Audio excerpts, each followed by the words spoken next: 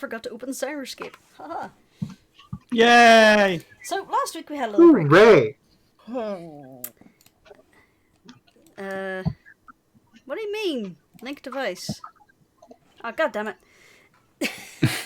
I know technology, it's a wonderful, wonderful thing. Yeah. So, alright. So we took a little break last week. Now, while I struggle with Sirenscape, I will pass it over to our wonderful DM. So, Dungeon Master Devillo, would you like to tell us a story? Absolutely, yes, I would. Well, first of all, before we get into telling the tale, this is, of course, the second episode that we're doing in the Foundry. The last episode, I believe, on YouTube, it was actually called Fighting the Foundry, which I really liked. We had a couple of learning pains. We finally have been able to fix a lot of the weird stuff that was going on with the little chat bubbles and everything. But yeah, we also last Thursday, was it last Thursday? Oh, this weekend, some of us had a little bit of a tech demo in regards to combat. Now, I can't promise everybody is going to get to enjoy a little fight today because we're going to be splitting the party. But some of you are going to have a very, very interesting time. And we're going to be going through a little bit of a fighty fight. But before we get to that, I just wanted to say it took a little bit of time, but I think we finally managed to get a system where a lot of the damage is auto-rolled.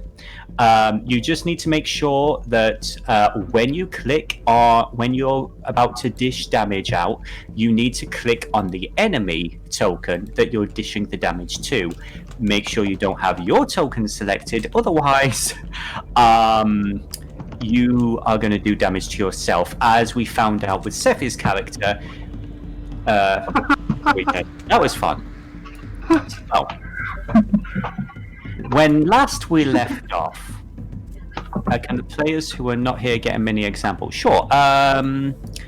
Okay. I wasn't here, so I want to know. So could I get a mini Yes. example? Okay. I will actually. Before we get into the actual. You know what? You know what? Yes. We are on a map, and here, before you, is this evil, horrible Dragonborn. So, well, not so much a Dragonborn, a weird half-dragon creature, the Kobold Talon. I would like all of you, let me select everybody. What we're going to do is we're going to go into a combat phase. And yeah, here we go. So yeah, this is going to be a little mini tutorial. Let's get some appropriate music playing. Some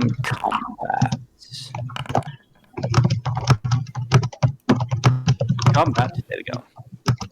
Alright then. So, you will notice in the chat window towards the right-hand side, there's going to be the chat log.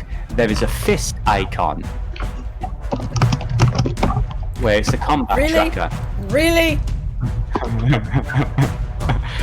Really? How long did it take you to find this? Yes. It took me a while. That music. Specky's got an initiative? Damn. Specky's OP. Well, technically, I copy and pasted everybody. Let me just. So Icrius is slurring a potato! It's happening so wonderful tonight! I'm actually, bear with me, Whoa. After the incident with Chemise, I think it's safe to say that Icky might be slower than a potato. Oh no, that's mean. It's too mean. The potatoes on an incline. Okay, so Dog and Graz, you guys on the initiative tracker, you need to hit the D20, or you can go to your character sheet and hit roll initiative. Either one works. You click the initiative word on your character sheet.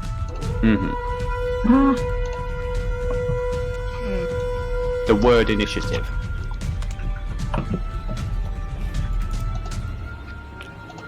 So, on your character sheet at the far right-hand side, there's initiative. There you go. No, I And was trying to find my sheet. no problem. Yeah, you just double-click your token. And I'll roll for Graz. Okay, Shit, so... I didn't know you could double click the token.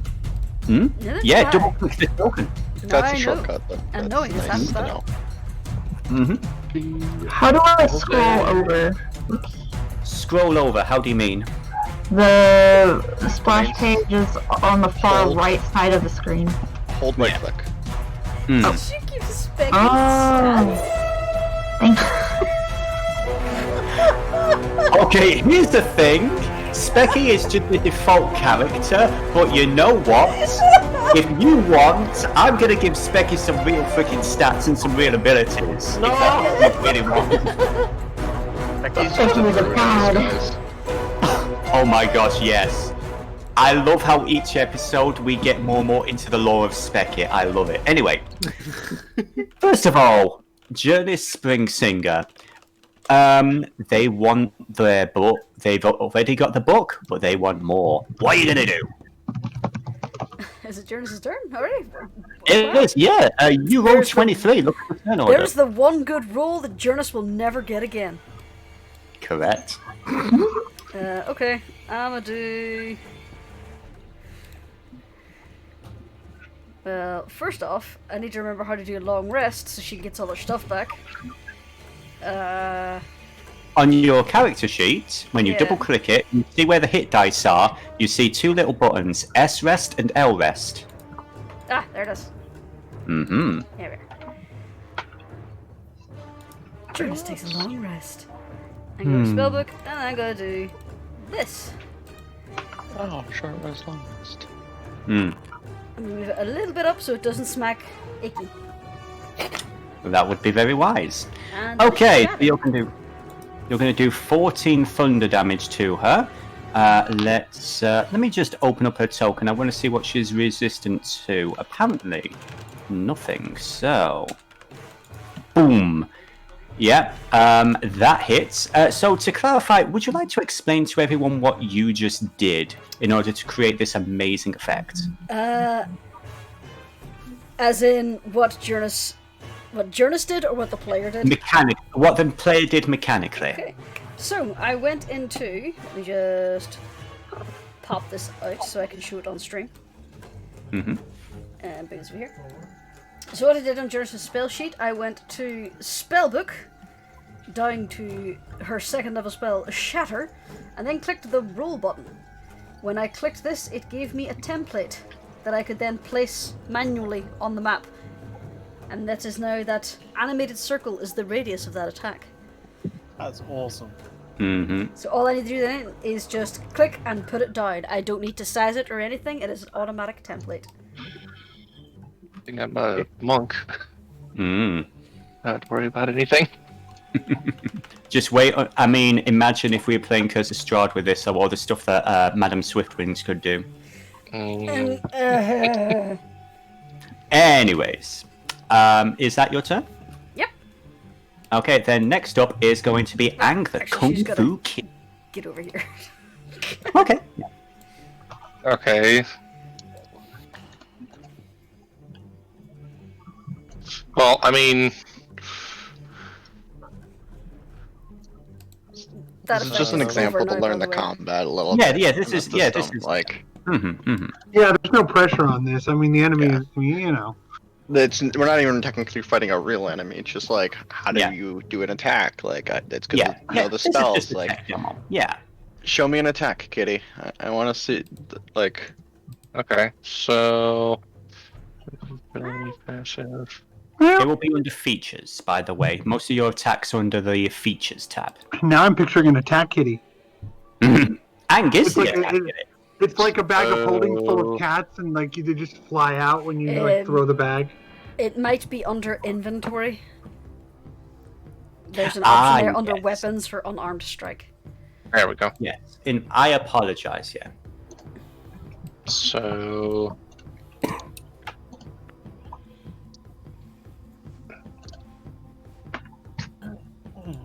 Okay, did that.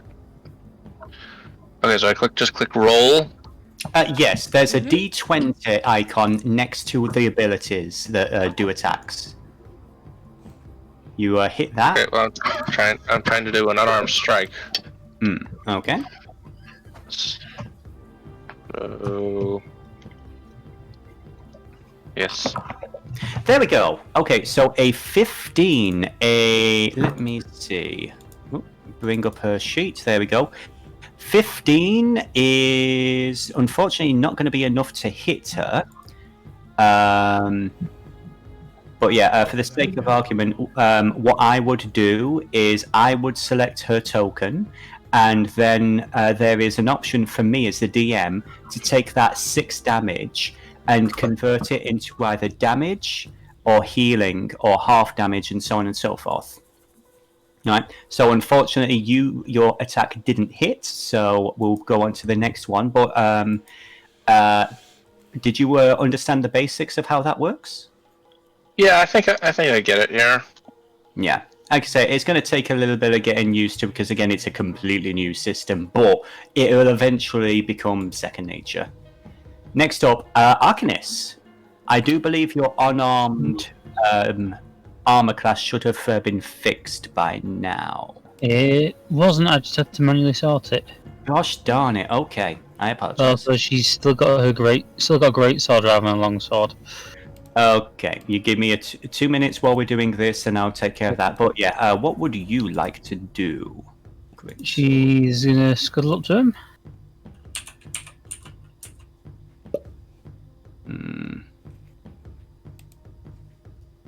Take a swing-a-ding.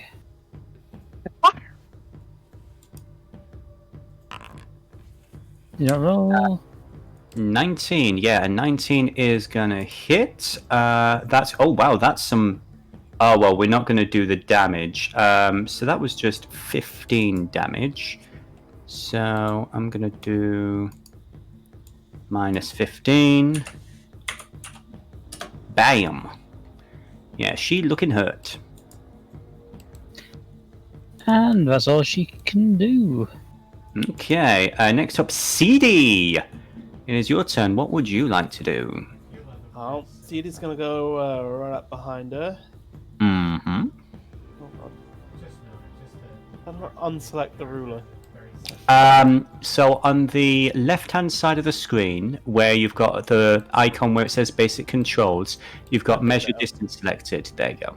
So it's up to the top where it says Select Tokens. Okay, so I see that We are on the splash page. I apologize. Yeah, we are on the splash page. We're currently doing combat right here. Is it just? I see that Assassinate is treated like a passive thing. Yeah, because I believe Assassinate is supposed to be a feature. Okay, yes. So how would I get that to work? So I'd still just click it? Let me just check. So it's under your features, yes? Assassinate. Starting at 3rd level, this when you get your drop on your. Basically, it means you have an advantage on attack rolls on any creature that hasn't taken a turn in the combat yet. So yeah, you just roll with advantage. Alrighty. Yeah, that's what assassinate means, basically. Alrighty. I'm going to swipe with the rapier. And because I'm attacking him from behind, I'm going to do it with sneak attack as well. 25 will hit. Okay. So that's going to be 13 damage. Ouch. And then 8 sneak attack. Ouch. She be looking hurt. And because I got 2 rapiers, I'll swipe again without the sneak attack. Okay. And that's a miss. That is unfortunately a miss, I'm afraid. Okay. Next up is going to be her turn. She didn't appreciate that.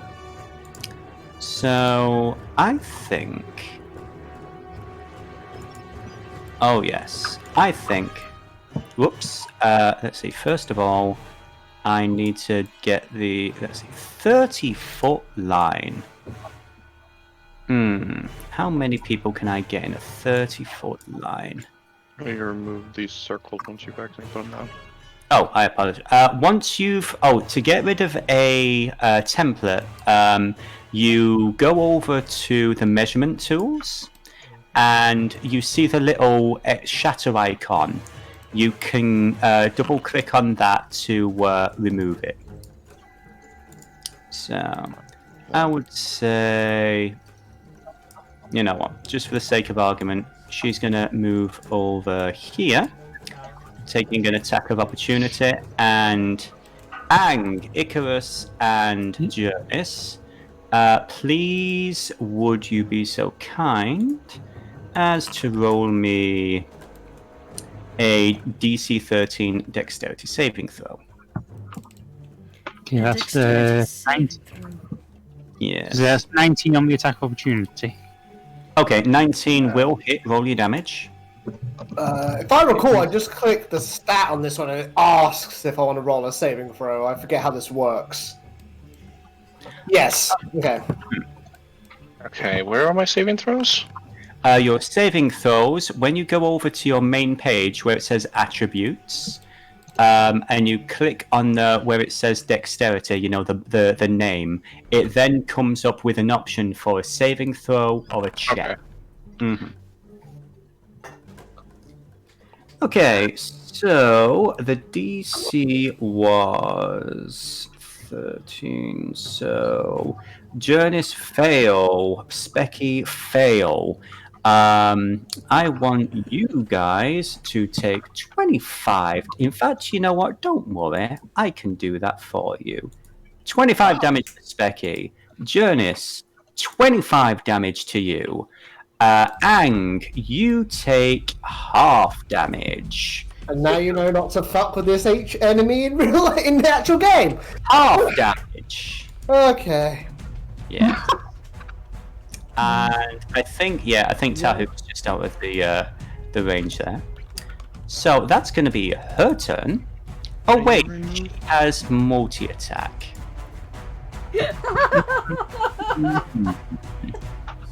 Well, no, technically. Well, here's the thing: when it comes to multi-attack and the music, that was actually perfect timing. Seethe. Yeah, I can't actually. Oh, hang on.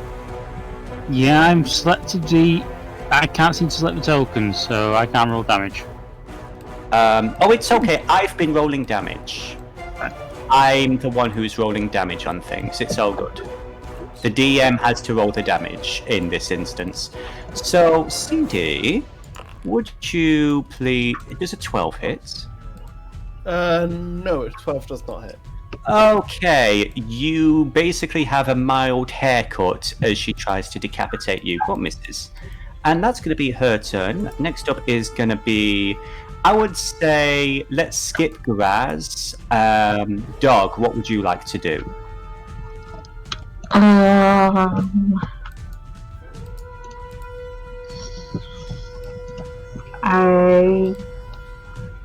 Yes. Where are we? Who are we attacking? Sorry, I'm a little confused. Okay, this is a test of the combat system. This is a tutorial.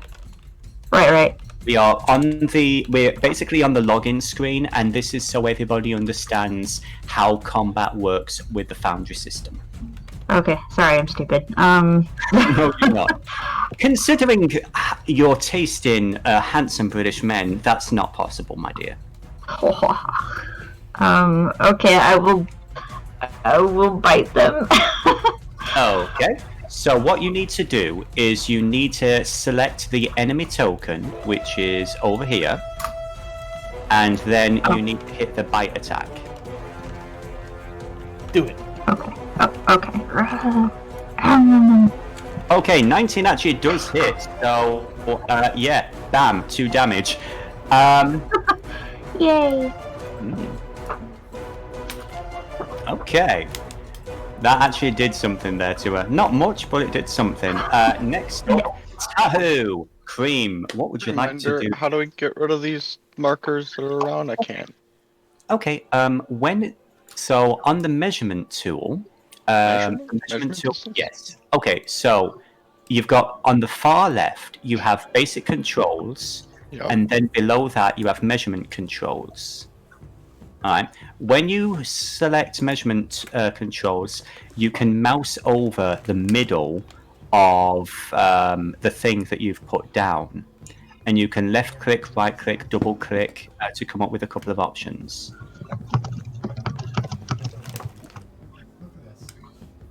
Yeah, but I want to delete. You're not seeing an option for delete. Bear with me a moment. So, okay, what I can do is I can just hit a button here where it says clear templates and all of them will disappear, if that's okay. That's fine for now. I didn't have any delete on or removal on them. Like once it's there, they were just there. Like I can put. Yeah. I think. Tell you what. I can put that there, but I can't get rid of it. Okay, I think what we can do is. I've got an idea. So. I know what you do. So you mouse over the template. So put a template down. You just delete on the keyboard, yeah, I'm assuming? Yeah. So mouse over it. There you go. Backspace also works. Cool. There we go. Okay, we're all learning. All right. So, would you like to fuck this bitch up? I think I've seen enough already to understand the tutorial, and I understand what I need to do now. I'm okay with not spending enough time to roll or attack or do that, so I'm good. Anybody else, if they want to, can try their hands at it. I'll pass. Yeah. Icky, your turn. I'll pass on the tutorial nonsense. I have a more pressing issue. My AC is broken. Oh no, yours Go is... to your inventory and make sure your gear They're actually is equipped. They are equipped. It's just not doing anything for my AC. It's not going up. It's not going down. It's just stuck at 13, which is wrong. Check to see if the item has the proper item class on it. Check to see if your armor actually has the proper within its details. You can double click on it. No, it's the little next to the equipped. It says edit item. Equipment type, shield, armor class +2. That's accurate. Armor, heavy armor. Yep, AC. Yep, it's all correct. It's just not updating on the sheet. Can you manually update it? I tried that. It didn't like it. It went straight back to 13. Okay, now it's working. Thanks, Foundry. It might keep blipping back to it, Kuba, because mine's been doing the same. I will also add Devillo if it helps. I just checked Chemise, and while she has a 9 armor class, it should actually be higher because she wears chainmail, but it's not actually. There is no armor for her, so I don't know if that's part of it. I'm not trying to make it about me. It's just there's. I don't know if that's if anything. I'm trying to help. Yeah, no. That does seem to be a particular issue with a bunch of you guys. So what we're going to do is we're going to, a later point, we'll get through the game today. I am going to do some research, and we are going to get this fixed out. But in the meantime... every time I show up. But in the meantime, shall we say that combat is ended there? Yep, just felt like swinging the sword for the fun of it. Okay then. Some frustrations he needs to work out. Everybody now, if you can double click on your character token, if you can make sure you hit a long rest, so everybody is up to snuff. How do I do that again? On your character sheet, where it has your hit points, there is an option for short rest or long rest. Oh, I see. Specky's dead. No! He had it coming. No!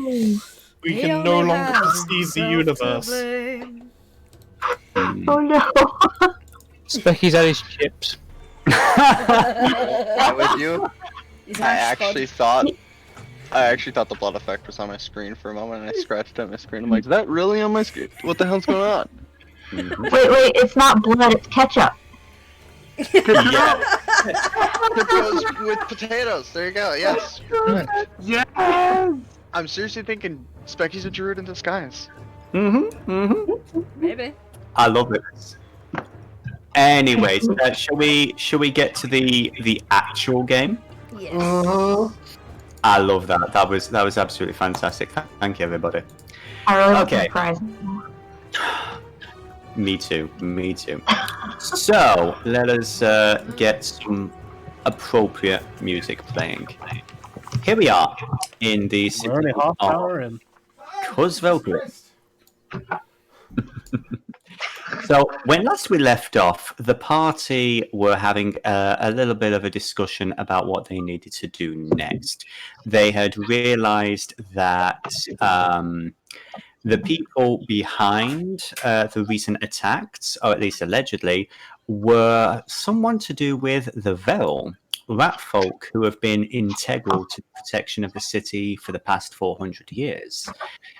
They also some of them were very concerned with the fact that there was a lich in training, wandering around deep within the catacombs, underneath the city, heading towards, apparently, the ancient ruins of Neliar, the lost city that this city is built on top of.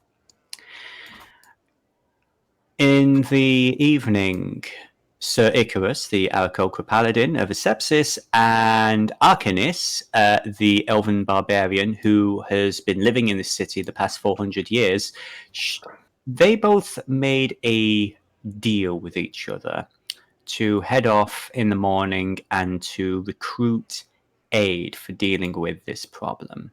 The rest of you plan on visiting the Black Keep and speaking with two individuals.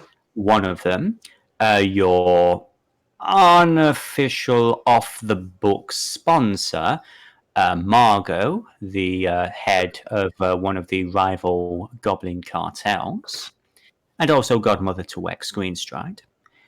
And you also planned on speaking with Warden Velreep, because out of everybody in the city, he's probably the best person to ask for clarification in regards to what the hell is going on.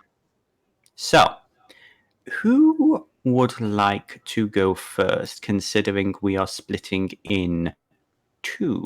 I'd like to rip off this band-aid, please. Rip it off. Okay. All right then. So let's just say this one's going to be you guys. So, Icarus and Arcanis, you head out of the tavern fairly early in the morning. Do you say anything to the group as you're leaving? I believe this was something that you had arranged previously. Yeah. I just okay. We could go speak with the mission. See what we can sort out for dealing with Chemise. Then after that, we can deal with whatever else is going on. It will certainly put my mind at ease, and I'll be more helpful to the lot of you.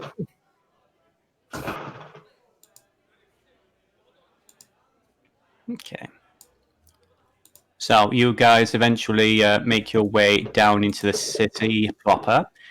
Give me a basic perception check, if you would be so kind. Okay, perception.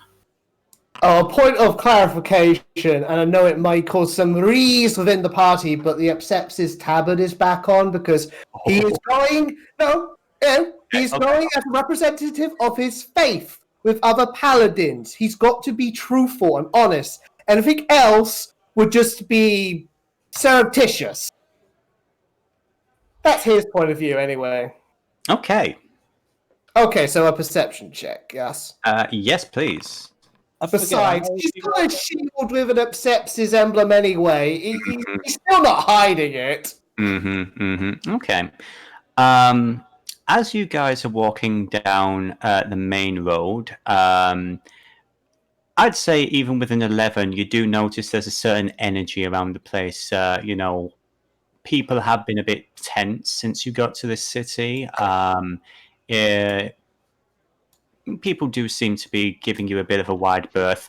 Arcanis, with a 22, you notice that there is like a massive berth of people, and they are all just like if not glaring at the asepsis symbol with anger, it's more concern and fear, especially as you guys are starting to pass by the Grey Quarter, Oh the god.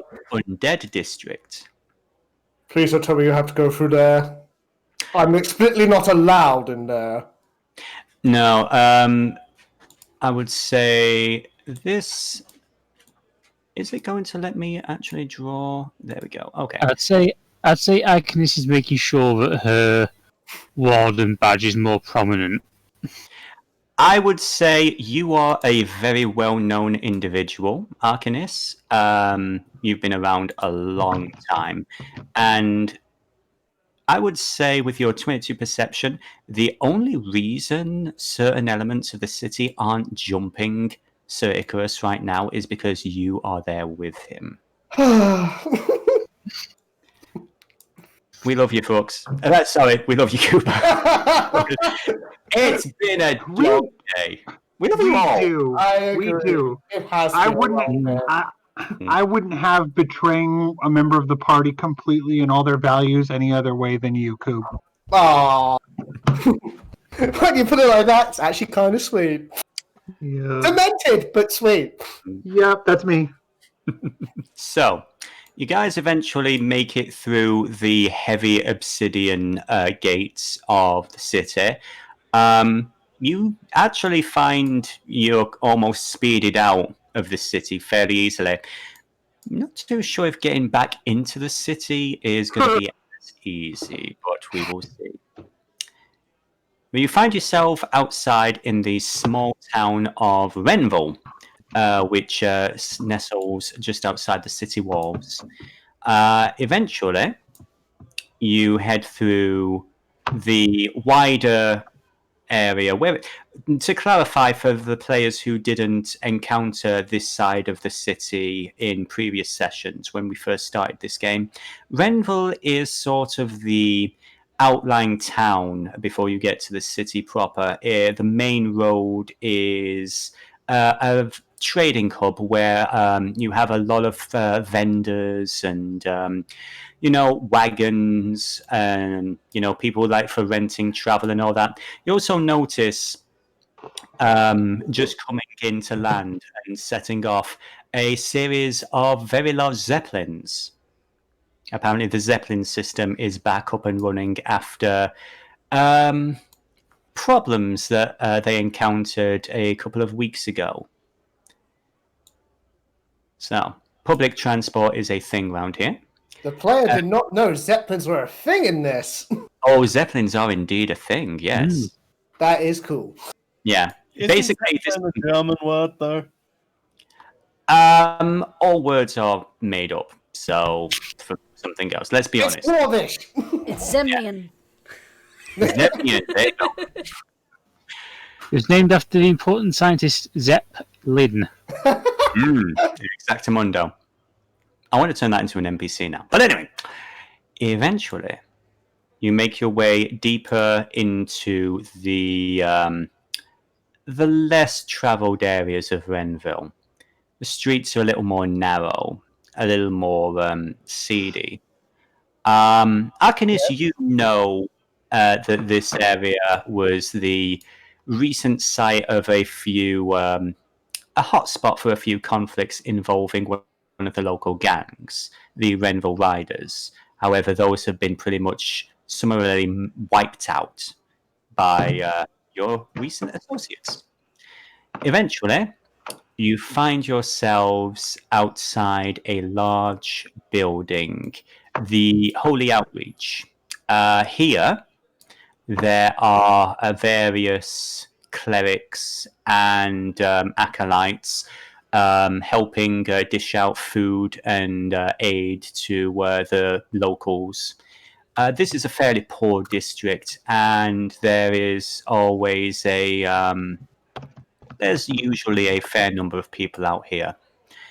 You do notice as well, there seems to be a bit of a crowd gathering towards the side.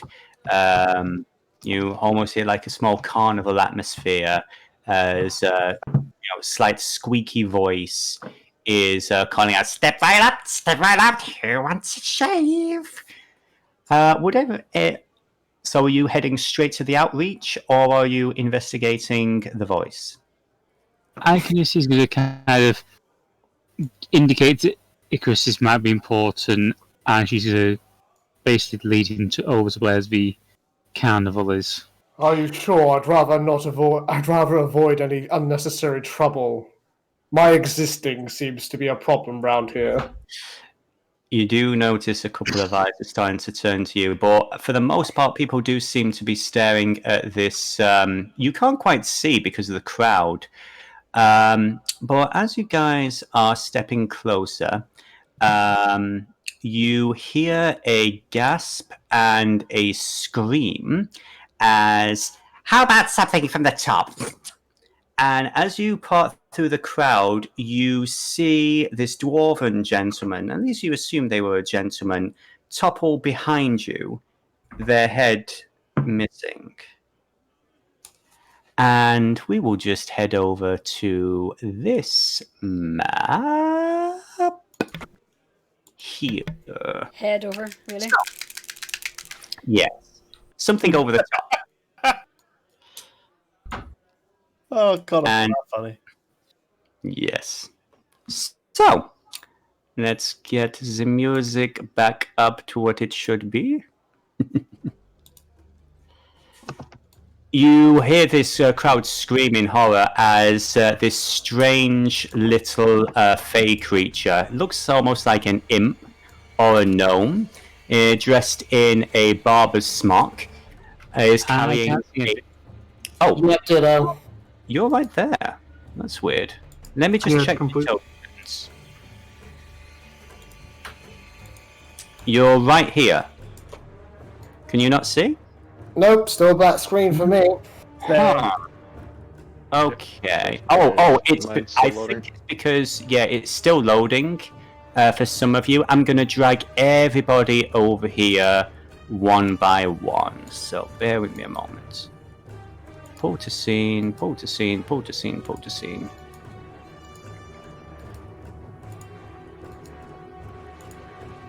And spectator. It might take a moment or two to load. Oh, and somebody's still on the splash page. Who's on the splash page? Yeah, that's me. Huh. Okay. I don't know why. I put myself there. Sometimes I find if I go to the splash page and then back to the main page that we're on, it solves it.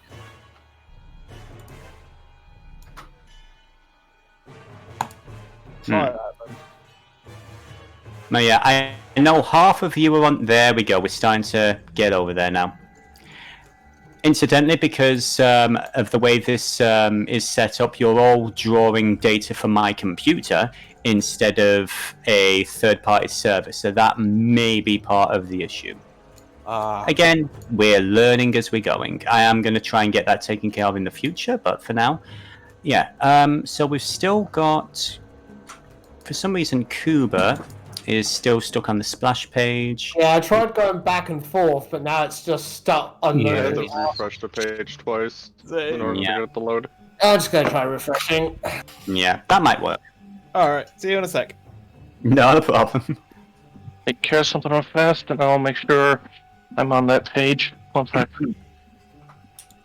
Ooh. I I don't tried know, go back refreshing to my shuffling. page and it turned into just everything went gray and now everything is bright white. I'm shoveling random snow off my porch. Yay! Oh, I just realised that I don't actually have Chemise's token on that one, so you give me a second. Hola! It has loaded. Hooray, hooray, hooray. Yeah, I've got no Okay. tokens at all, just a black screen. I got you. There you go. You're there now. You guys are the peanut gallery. You just have to bear with me because the entire thing's gone for me now. Yep, same here. Okay. We can never win. It's always something. Oh. I'm gonna try reloading again. Okay. Voarcel is an unstable universe. Yes. Well, it's made by an unstable DM, so that makes perfect sense. Still nothing. Still nothing. Same here. I mean, I'm seeing you guys. Jurnis apparently is still on the map screen for some reason. I can see the stuff on the right-hand side and the players list, but the rest of it is all completely blank. Yeah, it's loaded. Dark on both pages, sadly. Yeah, I just got Yep, a grey screen. I'm just gonna. Yep, Jurnis is popping over. No sign of Specky, though. Specky's right in the middle. Wait, Seethe's No, here? Whoops! Ignore Yeah. that. No, I mean, screen's not loaded. none of you are here. No, I mean, isn't Seethe supposed to be back at the college? She is. This is just so you guys can actually see what's going on. Now everything's dark. Wait, there we are. I'm There it gonna is. send Devillo. I'm gonna send you a picture of what I'm seeing. I'm on the map, Okay. but Okay. I can't see everything. Everything's I posted Right. the player chat for you now. Okay. there's a game my character can't see. Yeah, it's just. Oh, no, wait. View eyes loaded up, but not much else. Okay. Let me just. One thing that I didn't do was get that version of Specky. Just a heads up. Cream has lost all audio for the moment. Logitech thought it would be a great time to update, so Okay. he should be back in shortly. Not a problem. I hope he's okay. Yeah, he's fine. So, to clarify, what is going on at the moment mechanically is I've dragged you all to this page. You all have your regular tokens, and I've set them to invisible. They're at the bottom of the page. I also have Icrius. The Specutator that's right next to these guys. Yeah. Now, you should, in theory, be seeing what's going on right now. Is that a yes or a no? Yep. No, It all I'm, just popped up perfectly for me. I can see. I'm trying to get back on the outreach, and it's. Yeah, because you're on the splash page, so... Yeah, because it wasn't. It was showing nothing. Okay. Well, I'm currently... I've clicked a thing that says pull to the outreach. So if you just... We'll get there. It might be because you're literally accessing what's on my hard drive from across the continents. So... Plus, to be fair, this is a big map because I'm an extra bitch. That's kind of how I am. That is something I'm probably going to have to curb until we get the Okay, I text. think it's worked now. I'm just gonna. Yep. Okay, we're Yeah. Yeah, So Devillo, you need to find your Dragon Age 2 energy. The sad thing is, I know what that means. Okay.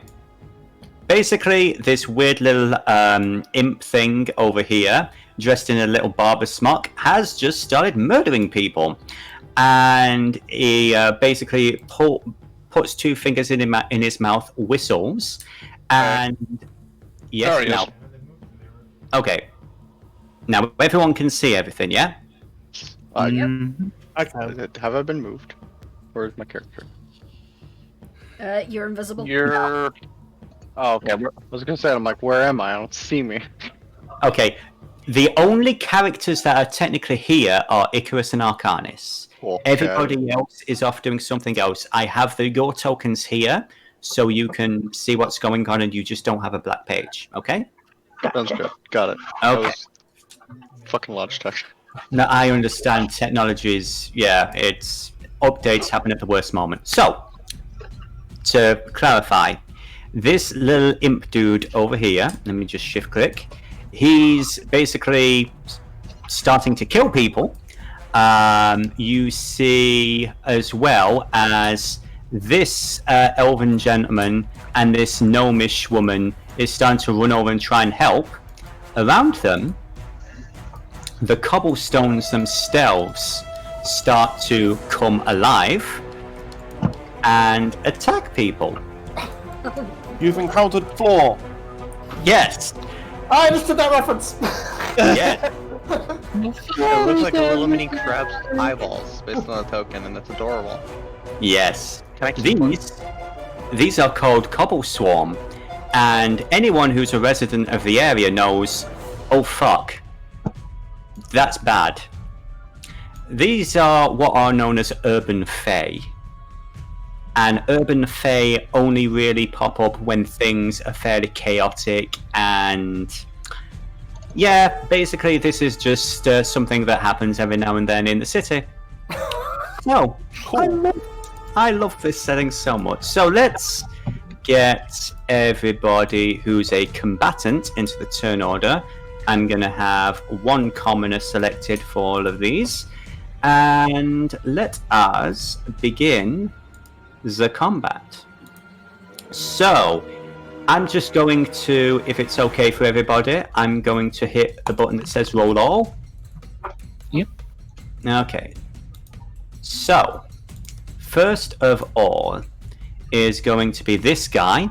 He's basically going to leap forward and with a mad little giggle, he's going to attack this poor woman.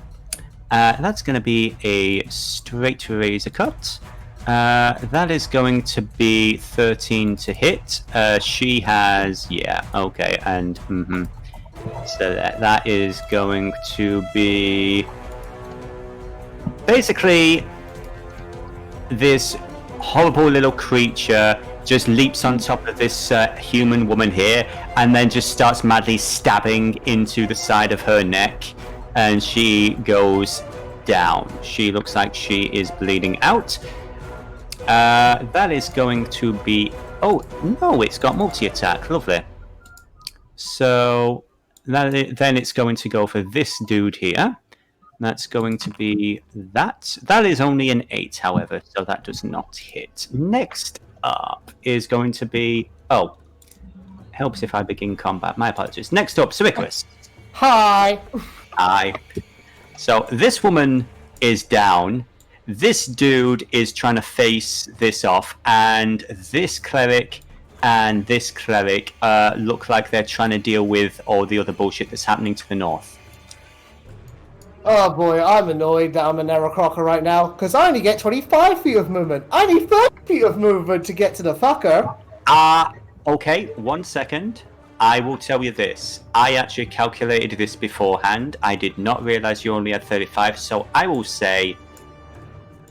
There you go.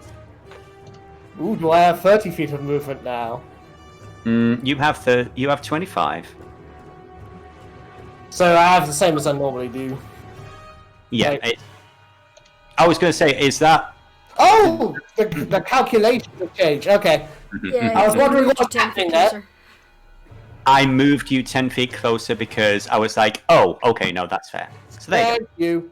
You're welcome. So, new...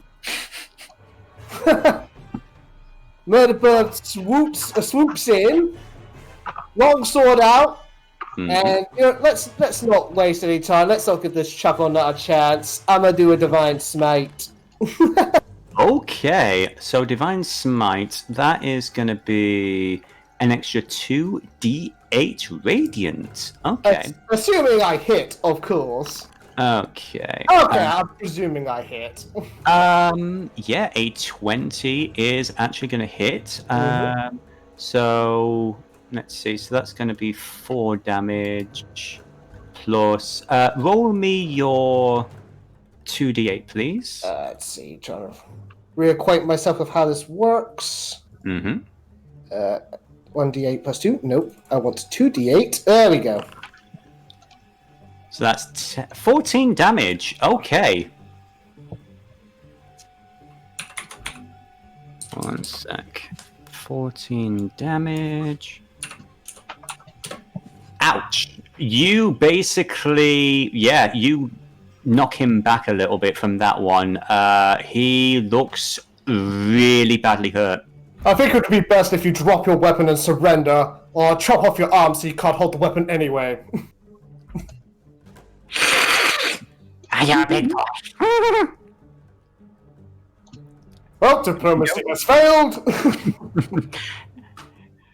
Next up is going to be this elven gentleman over here. And he is going to... yeah, I think he's going to take 2 swings with his scimitar. Okay, yeah. Out of the corner of your eye, actually, you may not actually see this, but this elven gentleman in the blue robes, he's pushing people to the side out of the way and trying to get them away from the cobbles that have literally come to life. And he's basically trying to stab down, but he's not getting much purchase. Next up is going to be these creatures. And I would say they're going to... Let's see now. Whoops. I would say, yeah, you basically see these cobbles start to swarm over some of the people here. This one is basically... This woman's basically devoured by paving stones. It's the most surreal... You know, like that scene from Pirates of the Caribbean? The third movie with the little stone crabs that move the ship? Yep. That, but horrific. They tried to do the same with this gentleman. He is not looking too good. And this dude with the hat as well, he's looking a little bit worse. Next up is going to be Arcanis' turn. What would you like to do? Arcanis is going to take a moment to reckon if we deal with the barb, we'll deal with the cobble swarm. She decides, yeah, she just kind of runs up. And she's going to rage. Okay. So I need to spend one of those. And she's going to take a swing. Mm-hmm. Whoa! Holy shit, okay. I think that does hit. Yeah. As she does, she looks at him, she's got like the teeth are out, the massive grin. She's looking nearly as scary as he is. She just goes, "Call off your little friends." Okay. So... I'm sure he would love to do that if he wasn't cleaved in two. And yeah, I would say, Icarus, from your perspective, it's actually very difficult to see who's scarier. Both Arcanis and the strange little fey creature, pretty much as terrifying as each other. But yeah, that dude is... Whoops. He's invisible. No, he's not. He is in pieces, and it doesn't look like he's getting back up. So much for taking him in alive. Arcanis, from your point of view, urban fae, they're kind of... most citizens wouldn't treat them so much as people rather than sentient vermin. Well, I don't know if Icarus is really familiar with urban fae. Probably not, given your mount, where you live in the mountains. No, it's like you said, they thrive in chaos, and Yawahari is a beautiful, orderly place. Exactly. So, these guards, they're going to run forward. Let's see. I would say they're just going to make it nice and simple. 18. That's going to hit. So they're going to do that much. Okay. That's going to be their turn, and they're actually going to start calling for people to get into the center. I think everybody is going to be double dashing. And trying to get the hell out of dodge. Everybody move! Get in the building! You're safe in there! Okay, that dude, there's over there, over there. Run away! Run away! And I just remember the Futurama with Zoidberg at the swimming pool. Is there a doctor in that? No, is there a doctor in the house? I'm a doctor! Okay, and last up in the turn order, this gnomish woman. I'm actually going to bring up her artwork, if I may. She is dressed in red robes. There we go. Let me see. Boop! There. Do I have to select everybody? There we go. Show it to everybody. There we go. I didn't have any artwork for the other gentleman, but this one is dressed in red robes. She's got red makeup, feet covered in blood. You're not too sure if that's makeup or not, however. And she is going to...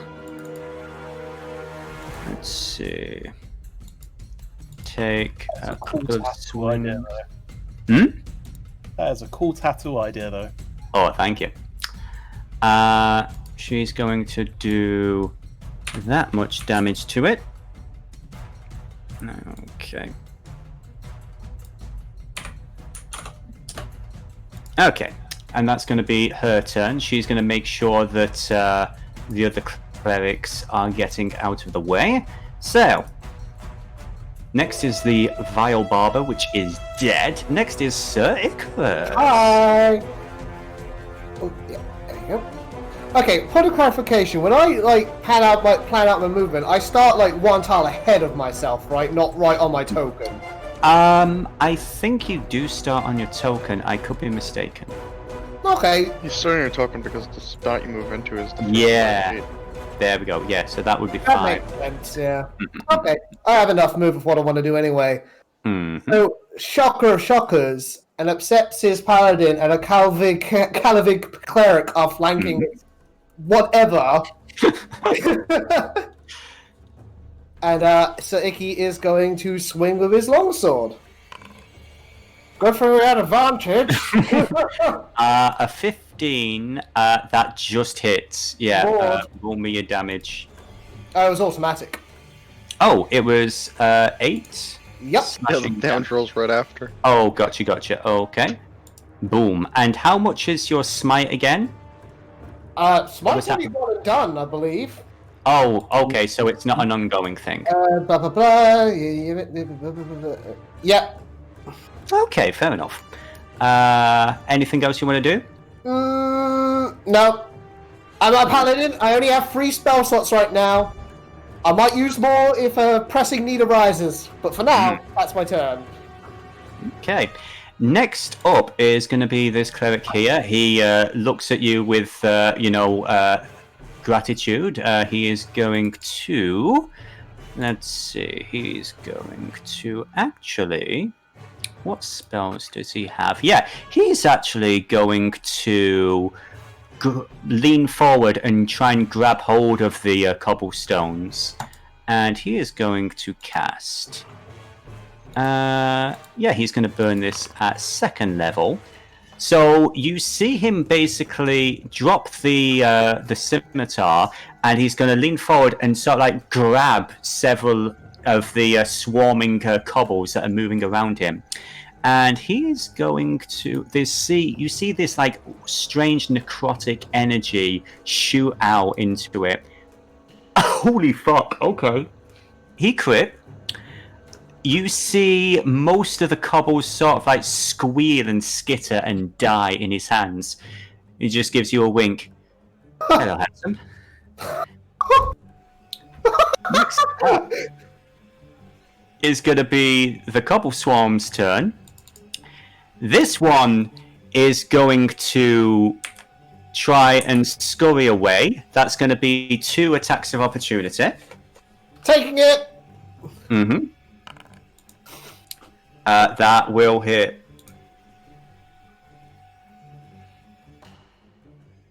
Roll me. And it was a 9 damage. Yeah. Yeah. That. How do you want to kill the sentient cobbles?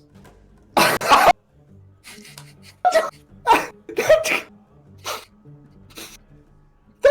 I thought you were gonna have a bad day today. I ain't got a clue on how do you want to do this with a bunch of cobblestones. You could Let's stab just say, yes! Stabbing and slashing and stabbing and slashing. Pick them up and throw them on the wall. Like so much porcelain tile, they're just ruined. They are destroyed. This one is actually going to try and take out this guard here. I love it. I love it so much. Let's see. That is going to be boop, boop, boop, boop, boop. I would just like to point out that part of Icrius' quite frantic, like, slashing and like, stamping on cobblestone was basically just because Hello Handsome was not the reaction he expected from a Calavig to an sepsis in front of him. Okay. I was expecting violent derision, not flattery. So this one up here basically went for this guard, swarming all of him, taking a few chunks out of him, rather nasty bites. This one down here was also starting to swarm over this gnome. She looks to be starting to get a little bit injured, but otherwise she's holding her own for a moment. Next up, Arcanis, is going to be your turn. What would you like to do? She kind of is assessing the situation, decides the gnome needs her help more, and she's going to dash into position here. Okay. She's just going to hiss. Hey, you little guys. Leave her alone, okay? She looks a little bit shaky, but she gives you like a curt nod. Next up, the guards. This guy, he's going to try and do this. That I don't believe will actually hit. Yeah, he's trying to basically brush the these crawling insect-like cobbles off him.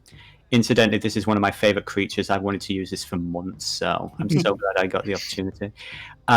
His friend, however, she is going to roll much better than he did, and she is going to do that much damage to them. Okay, they are actually starting to look a little bit hurt too. Next up is going to be the people who are just like, nope. Nope. Nope. Nope. Oh, the blood shows are finally working. Good. Nope. And you've got this cleric who's following after them, trying to make sure they're all healed. Everybody else is out of dodge. Next up is going to be the gnome. And she, with advantage, let's see what she's got. She's actually going to use Sacred Flame on this... oh, honey. And she's going to do 1 damage. She rolled really low. She looks very pissed off, and just for the sake of it, I'm going to say she's going to use a bonus action, cheating or not, to just start clubbing at the damn thing. And do it further 2 damage. She does not look happy. Next up is going to be Sir Icrius. A quick question, like, Yes, sir. the only roles I'm seeing in the chat log are my own. Yes. Same. Is it meant to be that way? Yes, it is. All the roles, I've got it set up so the majority of NPC roles are going to be viewed by the DM only. For one simple reason, I don't want you to know what I'm rolling. Fair enough. Understandable. I can respect that. Okay. Trust me that I I'm need not to see putting it. rolls. Not only do we not need to see it, but it's also less catwalk color. Exactly. Truth. Okie dokie. So, how bad is this guard here looking? He's looking a little bit rough. Actually, they both are starting to look really badly injured.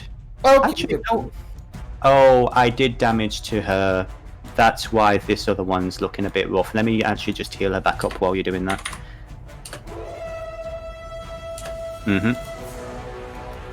Okay then, so with that in mind, Sir Ix is going to stampede his way over here, and he's going to blow another Divine Smite. Okay, 19, well, 22 definitely hits. Hooray! So that's going to be 9 damage plus 13! Okay, second verse, same as the first. How you want to do it? Oh, well, this time it's easier because I hit it with a Divine Smite. So the fucking cobblestone just erupts into a blinding white light and then just like trickles down as dust. This dude is blinded. This woman looks impressed. Next up is going to be the cleric. He's like, I won't lie, that was pretty interesting. 5, 10, 15, 20, 25, 30. He's going to head over here and he is going to... He's also going to try and cast Sacred Flame. That one is actually going to... Okay, it needs to make that save. Wow. It does not, so he is going to do that amount of damage. Come on. Minus that. Okay. Yeah, so basically you see this cleric run past and just, cast a spell. A sacred flame erupts out, purple flame, funnily enough. And it incinerates some of the cobble swarm. Next up is going to be the cobble swarm. The one remaining creature. It is very badly hurt. It is not liking what's going on. And it is going to try and scuttle away. 5, 10, 15... attack opportunity? Oh, yes. Absolutely. 2 attacks, actually. So you roll yours.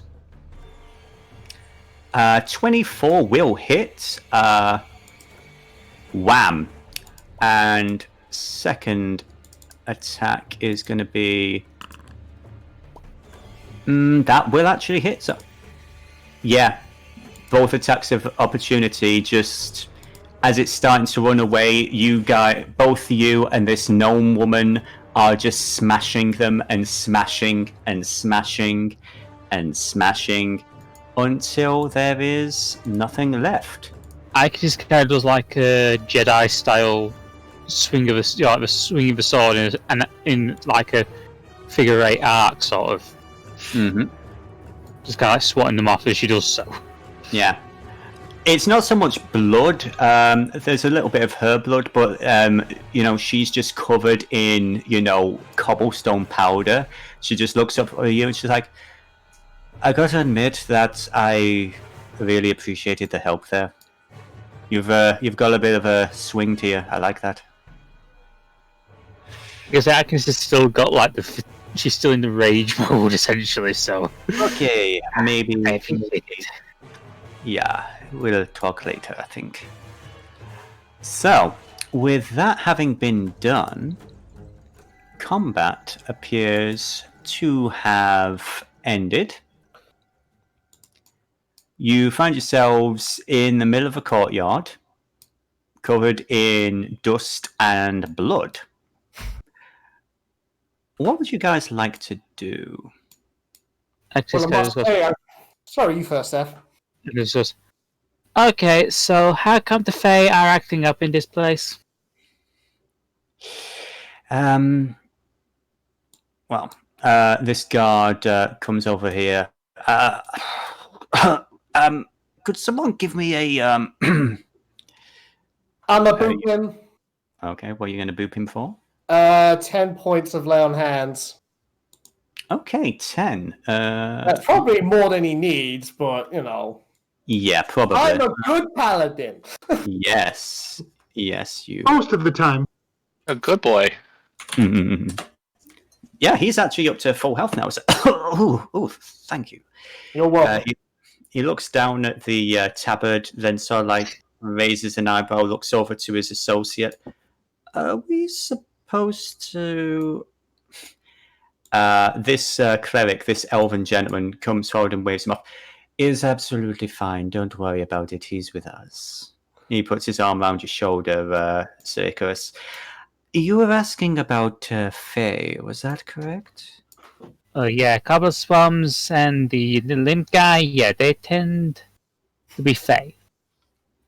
Well, I'm not much of a local around here, but I would recommend we go inside and have a conversation. Miss Olsen, are you all right? He looks over his shoulder at the gnome woman. I'm fine. She heads over. At this point, you hear a little bit of commotion as this woman storms out. Let me bring up her art. Boop! There we go. Show all players. Basically, this dwarven woman, red hair, similar clothing, more tattoos. She comes out with a large stick in hand. Alright, what the fucking hell's going on here? And we will come back to this scene a little bit later on. Meanwhile, somewhere else, and this is where now I'm really worried about how long it's going to take to load.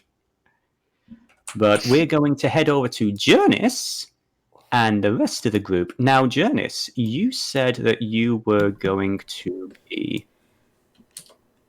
heading over to the... where was it you were visiting? You were visiting the Black Keep, yes? Dr. Elam, yeah.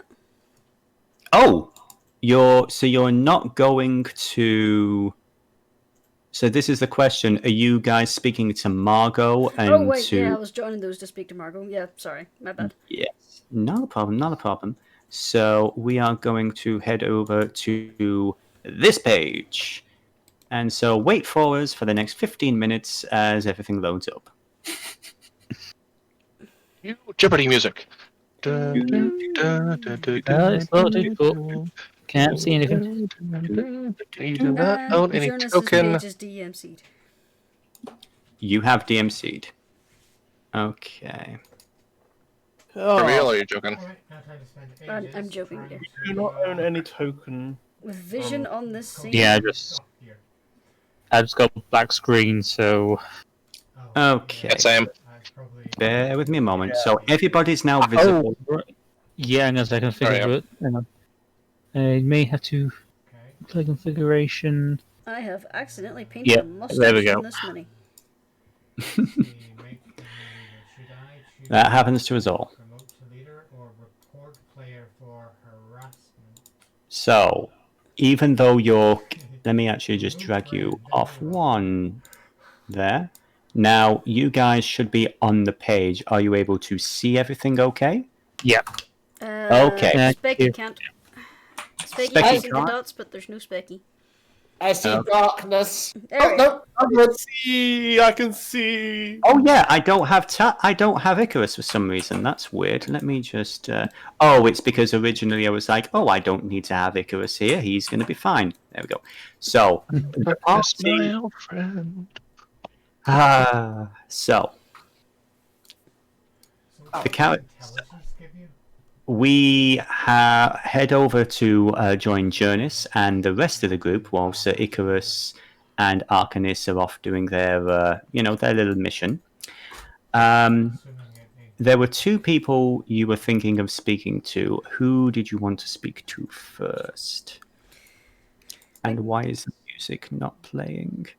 I think Margot was our first priority. Yeah. Okay. So, you head into the Black Keep, the large obsidian structure at the center of the city. You're past you with your warden badges. You're able to gain access. I would say actually, Seethe and Tahu. Technically, you guys aren't classed as wardens, but given the fact that you're with this lot, you're able to get in without too much issue. This is the center of government in the city. There are several offices towards the front of the building, where different areas of the city's administration operate.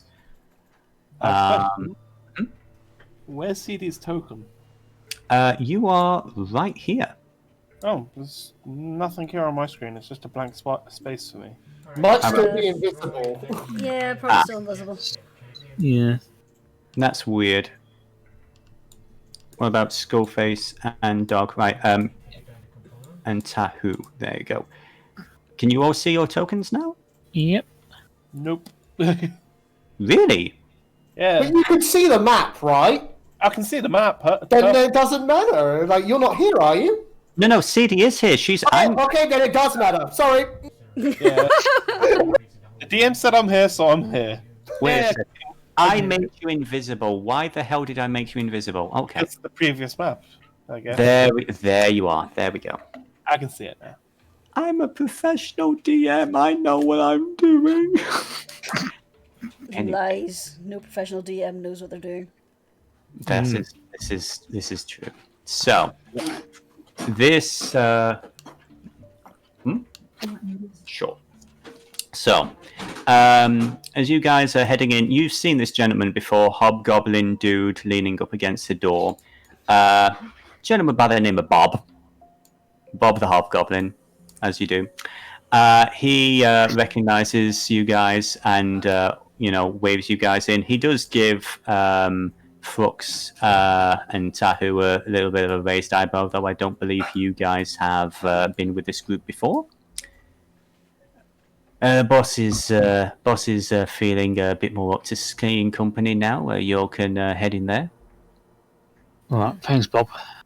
No, it's on.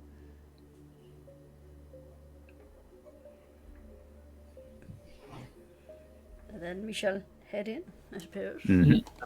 Well, let's say Skullface is leading the charge, so to speak. Yeah, let's go in first.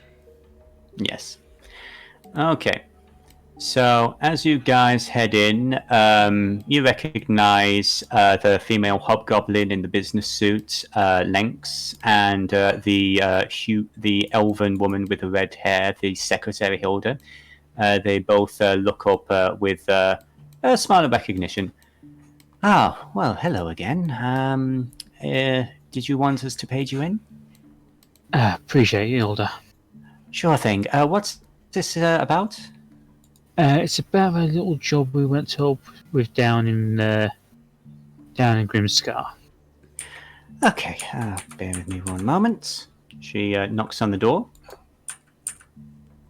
It's inside. A minute or two passes before she opens the door again. All right, the boss will see you now. Just you three, though, if you two want to wait over here. She gestures to the benches. And that was to Seethe and Tahu. Yeah, Skullface is going to lead Graz, Jurnis, and Ang into the office. Mm-hmm.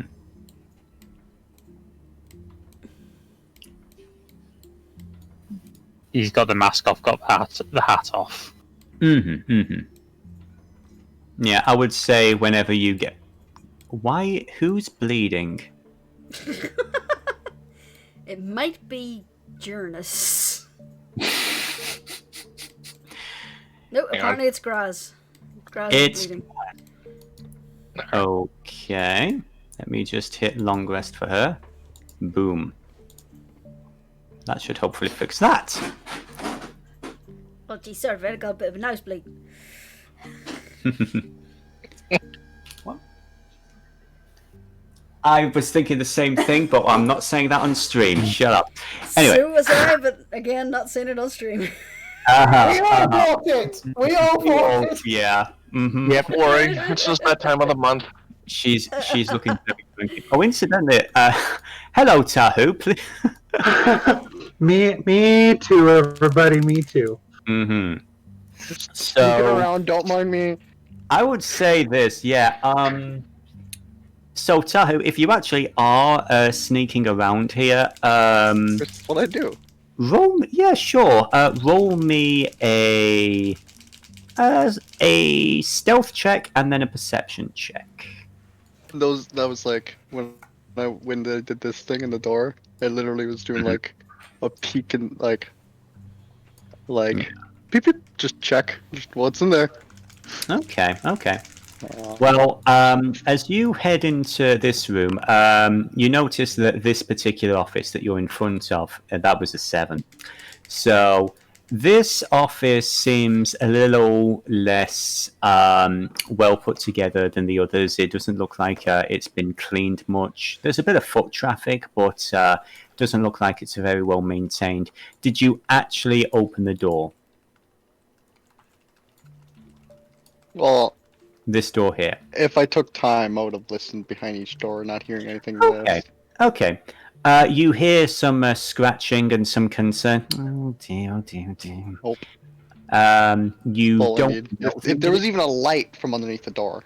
Oh yeah, there's a light. Then no, because I'm assuming there isn't probably a light underneath this one. And I'd say, did you head over to this door here? I'll get there. Yes. Okay. I would say by the time you get to this door, you would notice that these guards, who are right here, are raising an eyebrow, and one of them is going to start heading over towards you. Down there. Can I help you, sir? Bye. Shake my head. Right. Who is it you're supposed to be seeing? Way. A shrug. Give me... Give me persuasion with disadvantage, please. Just a small You do the time, disadvantage thing. Yeah, so persuasion... Is there a button to make sure that... Or is it always rolling twice? I think the way I've set it up, it's always rolling, 2 options. So if you just roll a persuasion... Oh, that's unfortunate. It was disadvantage. He's like, how about you come with me, sir, and we'll find a translator for you, eh?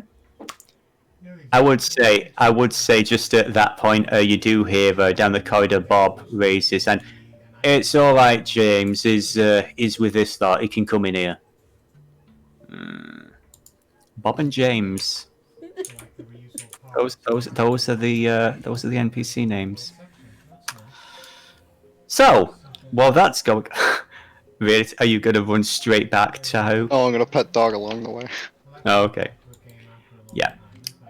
Dog is actually coming in as well. Dog was following you the whole time, by the way, looking very happy to be there. Yay! I'm just seeing blood splatters everywhere. Yes, that's because for some reason Graz's token is injured, and no matter what I do. But anyway, meanwhile, I just noticed there's a smoke effect in the office. Is there? Well, she is smoking in front of you. Thank you. I wanted to go for some subtle, visual effects. Yeah, you know what? I would say that as well. It's Graz is bleeding from the nose because she's hanging around Jurnis. Is the store open or closed? It is. I would say this door is actually closed. Well, question: before we continue with the scene, can everybody see through Specutator?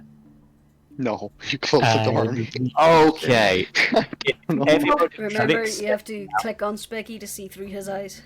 His many potato eyes.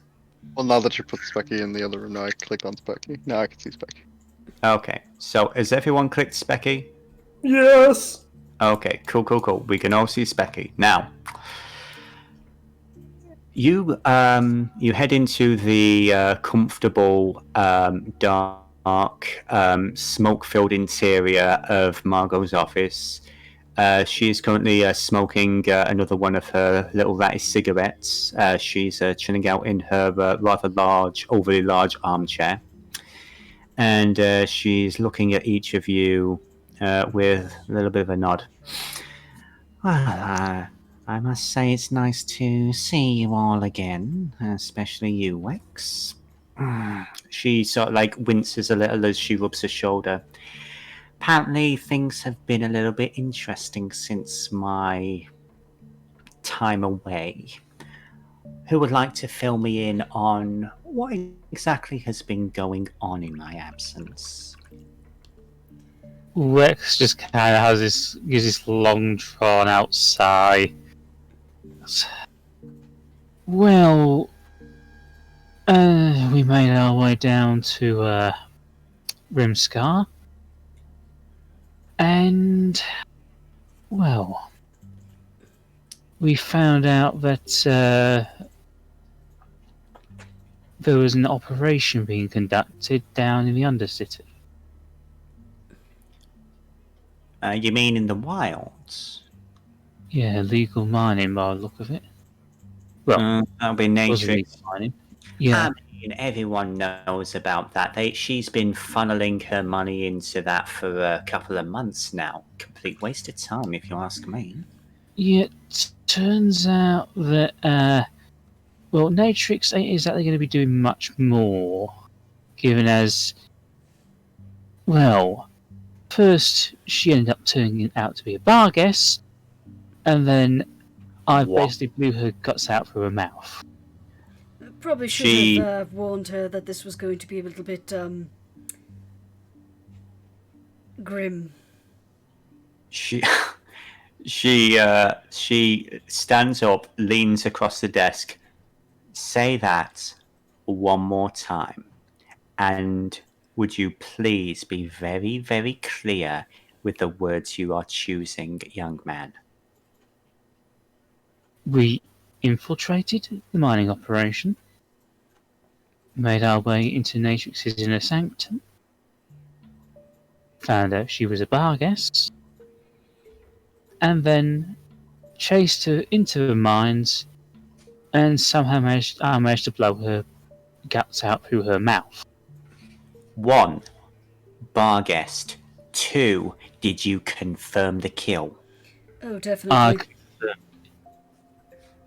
Yes, we did. And Aang will pull out the little bottle of Ichor, set it on the desk. I'll clarify. I shot her up the arse, and her guts came out her mouth. You're really proud of that shot, aren't you? Considering the situation and the fact that I was bricking it. Great shot, kid. That was a 1 in a million.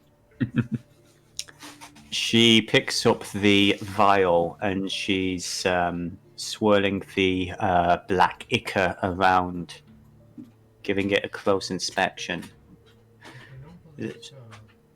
What's everybody's passive perception, by the way? Is there anybody above a 12? Yep. Yes. Perception. She's got 14. Is this just for everybody in this room? Oh, okay. So yeah, 14. Yeah, I can't say exactly which. Where is that? I've had 2 spec people. Okay, so for future reference, your passive perception is going to be on your character sheet, and it's going to be under sense. The number in the quotation marks. Yes. Sorry, in the is that quotation marks? No. Senses. Parentheses. No, the senses all I can see is dark vision. And a second perception. Yes. Oh wait, 14. no. Yeah, perception, and it's grayed out in brackets. Yeah. Yeah, Okay. 14. Okay, so 13. Okay, so yeah, anybody above a 12 is going to notice her suppress a slight shudder as she slowly puts down the vial and looks over to Wex. Who else is aware of the nature of that creature? Well, for a start, Matthias, since he was the one who set us up on this little jaunt in the first place. He didn't know before we went down, though, so... And next up, we have... there's a Paladin of sepsis, Icrius. He helped us out. Wait, a Paladin of sepsis? I thought that they weren't even allowed into the city. I'm the one who wrote the bloody law. Yeah, he came in with us after the little trip we had a couple of days ago. But he's been useful. He's not associated with the ones in the city, and trust me, Yeah, I don't trust him as far as I could throw him, but he helped us out in this instance.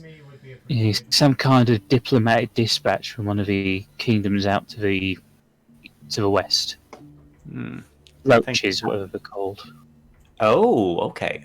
When you mention a roach, her attitude does change a little. Oh. Wait. Is the Phoenix? The Phoenix is an asepsis pad. Oh, for crying out loud. Great. Just great. We also have the two August-Sampton people waiting outside. One of them was sent by Mr. Smythe to keep an eye on us. The other, I believe she was targeting Natrix as well. I might have to have a word with them, actually. There's one more. There's also the dog. We picked up a dog. It's a long story, but the dog is much more intelligent than your average canine. So, I don't know that many people who can talk to animals, but that is actually good to know. So, aside from... There's one more person who is going to complicate the shit out of all of this. That crazy elf woman. With the teeth. Wait. Oh, fucking hell, not Arcanis. How did she get involved? She followed us. Yeah. Under the guise of a stray puppy. You know, one of these days, I am just going to have to put her on a list. She is... Oh. I'm surprised she's not on several lists already. Oh, my dear friend, she absolutely is. The trouble is, she is ridiculously difficult to kill. It's kind of dissuaded, people from trying, you know what I mean? She just, laughs it off. It's really disconcerting. Yeah, she is terrifying. Anyway, more importantly, a fucking bar guest. Yeah, bar guest. Wex Greenstride. I don't want anybody other than this little motley group of yours to ever know what's happened. But I want you to know this. I am deeply, deeply fucking proud of you right now. There's also been another complication. I need to go and spoil it. Okay. She sits back down in the chair. Go on. We took another person down there with us, a woman named Chemise. She's from someplace out west as well, the Union. Yeah, to the north. Yeah, well, while we were down there, she got Icrius alone, and apparently stabbed him through the chest and revealed she was some kind of undead. She's buggered off down into the Undercity, and we've no way of going after her. Well, a bunch of the undead have been lurking around there for a while. I know that Icrius wouldn't leave it, so Arcanis agreed to take him to the mission to try and get people, the clerics, to kind of look out for any unusual undead activity. He seems convinced that her ultimate goal is to become a lich.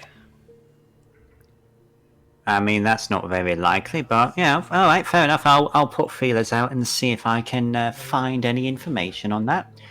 The undead are, I kind of try to leave them alone, but yeah, no, I have heard that there's been a little bit of unusual activity. Though, to be fair, most of it's probably due to the fact that people like the Asepsis keep trying to start trouble with them.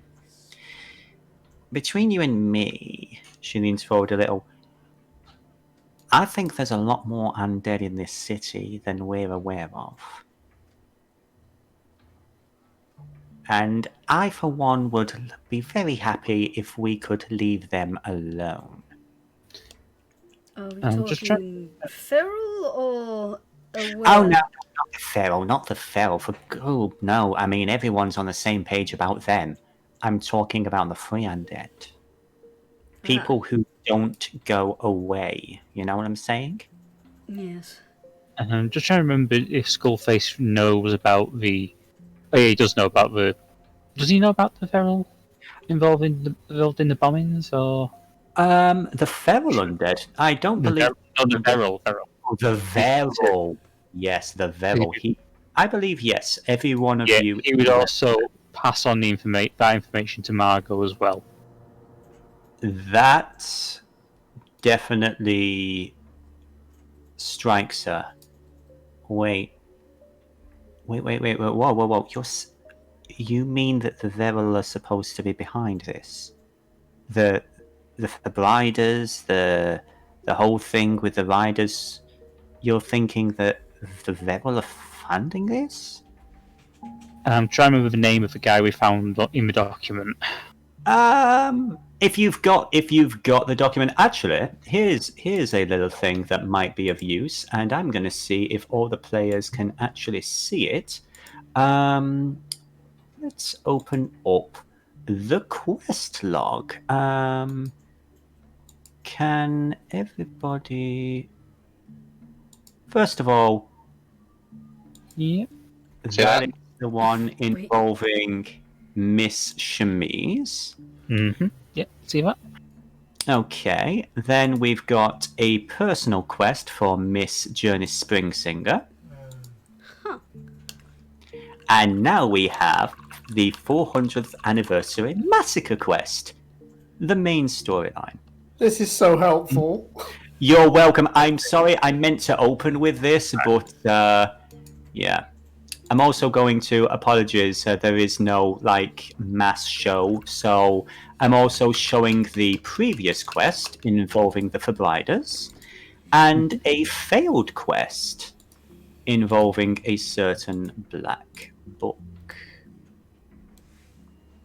So, cool. You can actually look these up. You have a spot for all these. This is cool. This is really cool. What do you think I've spent 2 weeks working on? Oh, awesome. Is this in journal? Yeah, it's in the journal tab. Quest log at the very bottom. Uh-huh. Yes, a villain named Scrack seems to be behind it. I'll be honest, I don't, much like the undead, I'm not really clued in on the major players with them. I mean, not to be funny, they all look the same to me. But... he said Feral. Veral. Yeah, no, that's what she said. Yeah, I don't really interact much with the Veral. They're much like the undead. They're one of those groups that they're so big and they're everywhere that you don't want to provoke them. You know what I'm saying? Oh no, that's why I was planning on to talk with Warden Reap about this.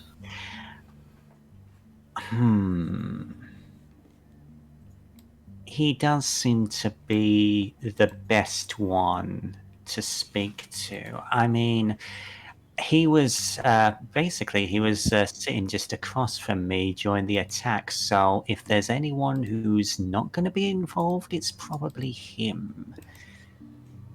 And that's the funny thing, because there were a lot of Veral who got killed in that attack. So, yeah. Yeah, I recommend you having a little chat with him. Before we do that, however, perhaps we should have a little conversation with our little assassin friends in the other room. Before I bring them in, what do we know about them? Well, no, like I said, Tahu was sent to keep an eye on us by Mr. Wilberforce Smythe. Been pretty trustworthy so far.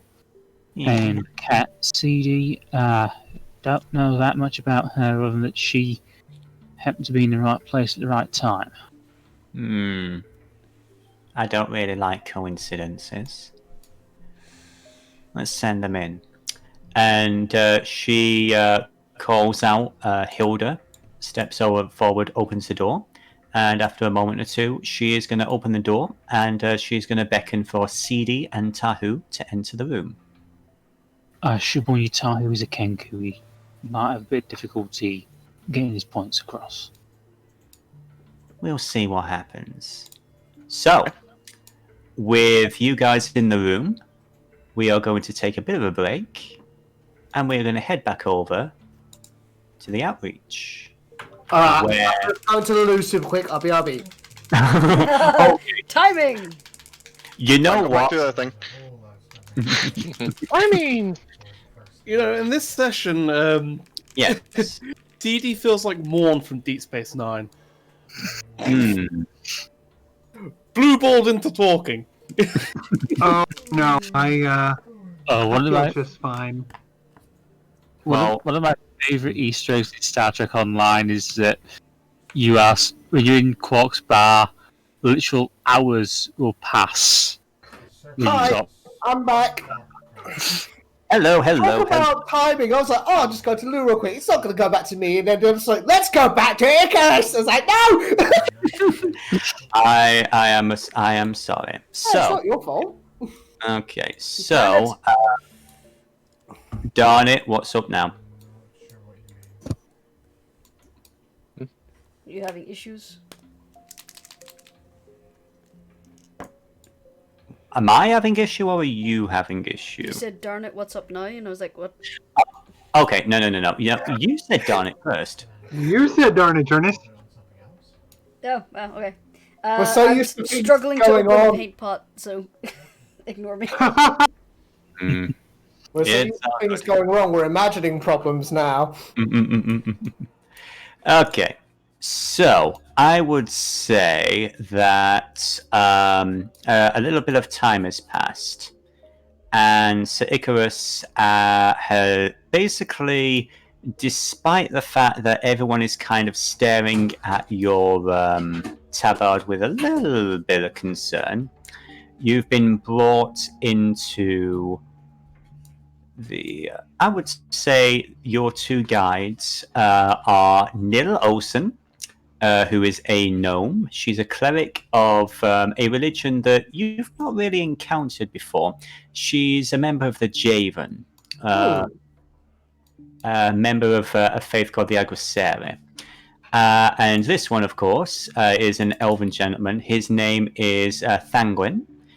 He is, of course, a member of the Calavig faith. So, as you guys are being led down the corridor, they're introducing you to the various areas. On this one, this is a chapel towards the Arrocakkra. And she basically explains that the purpose of the Arrocakkra they are a group of they're an all-female group of clerics that are dedicated to the protection of people who need it. They specialize in taking out people who bully others. They defend people that can't defend themselves, abused wives, that kind of thing. Yeah, a noble girl if there ever was one. We appreciate that. She does also mention that, not to be rude, but the last priest of Asepsis that went through here, he did fall down the stairs several times while they were around. Yeah, we kind of went off. Yeah, I kind of let him know all this. The Asepsis kind of ain't popular around here at the moment, so... Would this be the gentleman that Miss Springsinger keeps referring to? That'd be right. His name was Stuttgart. I can actually show you to his old chapel if you want. At the moment, we're taking down all the Asepsis stuff, and it's being converted to a chapel for the Avandists. They've just come over from the Union. I mean, personally, I'm not a big fan of them either, but, you know, if you want to check the place out, you're more than welcome. We might have left something behind. First of all, though, here is the chapel for the worshippers of Modrijon. Basically, it's all funeral rites, mourning, protection of family, that kind of thing. And go further up here. You will notice as well she is limping a little bit. She's bleeding. She doesn't seem to care, though. This gnomish woman is made of stone. To the left, she's like, this is the chapel to Idafort. It's another part of the whole... So what do you know about Dwarven religion, by the way? Good question, Dennis! Call me a religion check. I can probably do this as well. Oh, come on, Icky! This is basically a different country for you. I would say Arcanist is going to get a plus 10 since she spent 400 years here, so we're going to go with a 15 for Arcanist. As for Sir Icrius, it does kind of make sense that you wouldn't know all the ins and outs of this particular religion, because this is a completely different country to where you're from. Well, the long and the short of it is, we're part of a joint faith called Trekant. It's 3 different goddesses that work in unison. We follow the Agressere. They follow Idafod, which is basically the maiden. You know, it's all childbirth and, helping and healing and all that. And the ones down there, Modrijon, it's all about the mother, family, that kind of thing. So 3 technically sub-religions, if that makes sense. Yes, it makes sense to me. I have no idea what her accent is, by the way. It's going all over the show. And as you get to this door here, she points. This was the Asepsis shrine. If you want to check it out. Yes, if you don't mind. There might be something there I could use. Okay. Whatever's left you may do with as you please. Considering the circumstances and the reputation my people have in this area, I couldn't blame you. She will actually step in and head over to this cleric over here. This woman over here is the half-orc. She seems to be chatting to this couple here about some stuff, and she's just like, okay. She gives you a nod and allows you in. Just for the sake of it, I would say this is one you might actually know. Give me another religion check, please, Sir Icrius. Please, for the love of God, roll good. Well, that's better. Yeah, you would actually recognize this person's robes. Again, the DM didn't have time for arts for everybody, but imagine a sort of, I would say like a salwar kameez, like an Indian type of get-up, very bright colours, robes. Yeah? Yep. So basically she's a half-orc, and she's dressed in the robes of Avandism. Avandism is a orcish faith that's very popular towards the eastern portion of the continent, outside of the Union. There's a little bit out of the way down here, but from what you've gathered, they're trying to branch out. Okay. So they don't really have much in the way of a history with Asepsis or the Mountain Kingdom that you're from. But she gives you a nod and allows you to allows you to check around. Oh. So extra nod back respectively. So, as you look around, you see this chapel was at one point quite finely decorated. I would say, let me just delete this wall here. As you're looking around, you pull back these curtains and you see there is a whole string of Asepsis drapery and signage. Also, the fire, which would normally be continually lit as a sign of Asepsis's glory and power. Mm-hmm. It is out, and it is cold. He just shakes his head at that. It's bittersweet. It should be blazing proudly, but that ain't gonna happen. Not now. Probably not ever. But is there anything practical that's been left behind? Something of use to a paladin? Roll me an investigation check, if you would be so kind. Like, even if it's just some powdered silver for, the spells. That'd be neat. That would be nice, wouldn't it? Yes, it would. That shit's expensive. At 16, okay. I would say with a 16, you do find a... Now, here's a question. When it comes to paladins and spells, you can't learn spells. Is that correct? I can't. It sucks.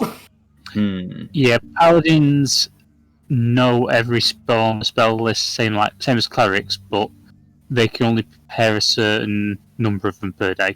Exactly. Okay. I would say, though, as you're looking around, you do notice in the corner, wrapped up in a bundle of red fabric, there does seem to be a golden-looking hilt. Ooh. Do you pull it out? I can't resist. Yes. Yes. Okay. Maybe a Constitution saving throw. I'm joking. No, you see a beautiful-looking golden-hilted sword, the red eye symbol of Asepsis. And this is a longsword. Beautifully crafted, fine features. It is silvered, and given the level of craftsmanship and all that, you can imagine it can do quite a bit of damage. You may add a +1 longsword to your inventory. Okay, so how does this work? Oh, by the way, first of all, it helps if I actually hit end encounter. I wondered why that was popping up in the background. Okay, so what I need to do is there are items in this game, and I need to type in longsword.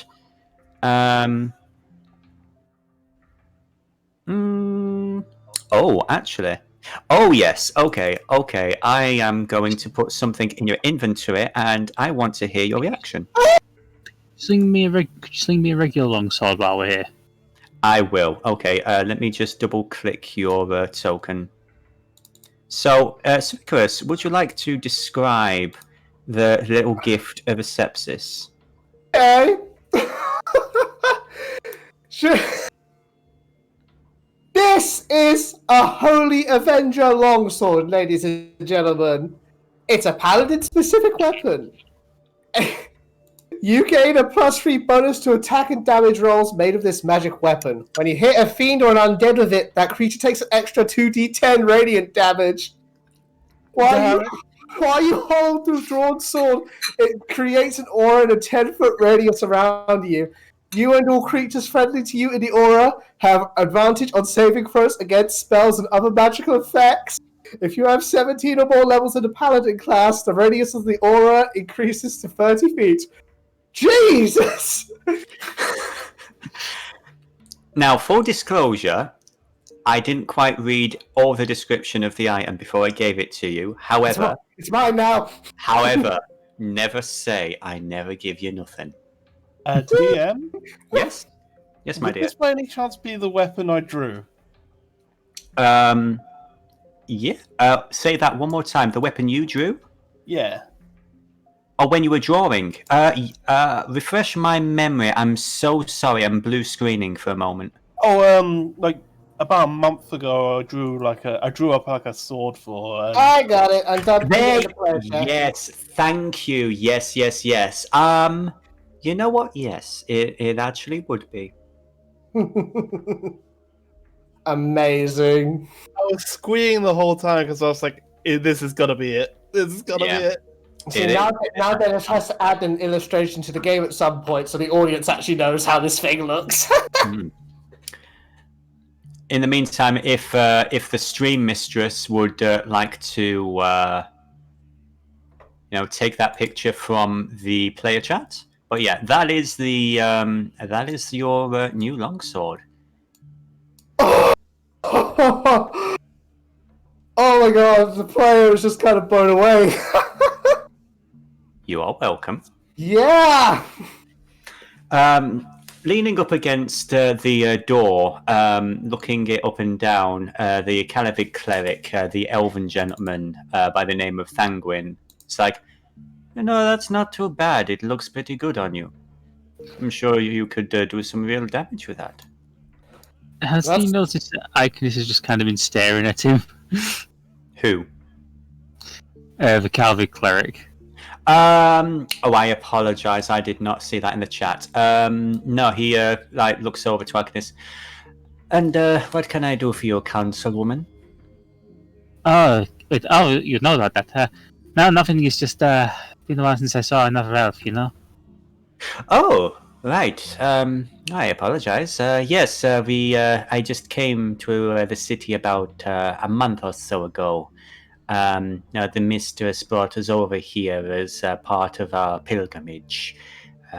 We've been trying to help out the locals as best we can here. However, Helga, and he's making sure that the gnome, Nilosen, can't actually hear him. They've been trying to block our petition to, mount a search into the the holy city for a while now, but perhaps you might be able to do something about that.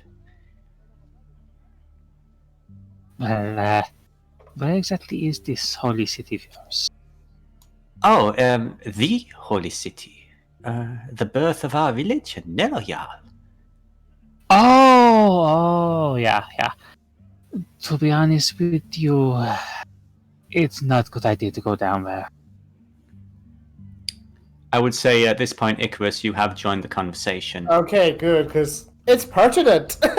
Yeah, Oh, yes, nearly Yeah, believe me, the things down there. Yeah, I wouldn't even. Normally, I would say I wouldn't even take an army down there, but. It's actually a matter regarding Neliarm why an Sepsis Paladin has graced your halls. Yeah, that's kind of why we need everyone. What exactly are you talking about? Says Nil in a brand new accent. Well, Icarus, you're more familiar with this situation than I am, but yeah, go ahead. Yes. Is it fine if we talk here, or should we vacate to a more private? Well, if you're thinking that we should get everybody together, I'll tell you what. Let me just. I'm just going. You get back in there, and I'm going to go have a chat. All right. And she is going to head around, trailing blood splatter, and she is going to start over the next minute or so. She's going to start bringing all the different priests from the different chapels, and for the sake of argument, because it's going to take 5 minutes otherwise. Sister Helga is there. Sister Nardoon is there. Father Jackson is already there. Sister Namika is going to be here. Was there anyone else? No, the other person upstairs is not really a part of this. So, I would say as well, eventually coming down the stairs, there's a bunch of different priests and clerics. One of them, in similar robes to your elven friend, is this woman. A Tabaxi female in the robes of a Kalavig priest. Hello. Hello. You wanted to see? Oh, it's a bit of a meeting. Hello, everybody. She sort of like blinks as she registers Sir Icrius's armor. And then obviously the tabard as well, and she looks to associate. Oh, what is it? And he's like, no, just hear him out. He's pretty cool, right? And very suspiciously, she's going to sit down. You do notice that some of the clerics, I would say, these two people actually go outside. I love this elf. He's cool. Okay, Chris, you want to take it away? Yes, is this everyone? These are all the major... This is Helga talking, by the way. We basically count as the major, shall we say, religious leaders in this area. I mean, we're basically clerics and healers for the most part. This is just... religion isn't really doing too well at the moment in this place. Most of the healing and all that's being done by the white branch these days. Atheists. But I wouldn't put yourself down too soon. Your services will be useful in the days to come. Sounds ominous. Yes. I'm afraid there's no real way to dance around it. What I can only describe as a lich in training has descended into the depths of Neliarm. A lich? A lich in training, for lack of a better descriptor. There is Yes, it was an undead who has some sort of entity attached to her. I believe it might be Matin... How is it pronounced again? Matinave. Matinave. If that's a name familiar to any of you. Okay. You do... I would say, for the most part, you see people looking a bit confused. Namika, on the other hand, looks a little bit alarmed. Wait, really? The Lich of the Union? The very same. You see, the undead that who I suspect this entity has attached itself to hailed from the Union. What was the name of this individual? Chemise. She was a benefactor of our group for a time. The name does not ring a bell, unfortunately. No, she arrived in the area much the same time I did. I was suspicious of her from the start, so I trailed along with the motley crew I find myself palling around with. Who is? Oh, some of your fellow wardens. Jurnis Sprigsinger. Oh, you're with Jurnis! Oh, how is she? Namika really perks up at the mention of Jurnis. Well, she seems to be doing fine. Her and Grass just keep each other company, and they tend to brighten each other's day. Oh, Grass is the little goblin, yeah? Yes, she's the only sensible one among them, if I do say so myself. Female goblin. She's a female goblin. Oh, yes. Okay. The other one is Wex Greenstride. Yeah, he's a bit of a hard ass. Quick question, Seethe, did you just out your own character's secret identity? Not really. It's kind of... It's an open secret. It's an open secret. Okay. Oh, yes, I remember Mr. Greenstein, yes. Oh, yes, I recognize you now. Yes, you're the counselor. Yes, you were speaking at Jurnis' trial. Yes, that was me, yeah. Yeah, we were all there watching. A load of bullshit that was. I'm sorry, Oh, what, you're a counselor? In that case, I can drop the voice. What? Well, I'm learning a lot about you today, Miss Harkness. Well, let's just say it's easy to get things done in the city when everyone's convinced you're just an insane elf. Yes, but I had no idea you were a councilwoman as well. Well, I apologize for all the mangy mongrel comments I made. I didn't know.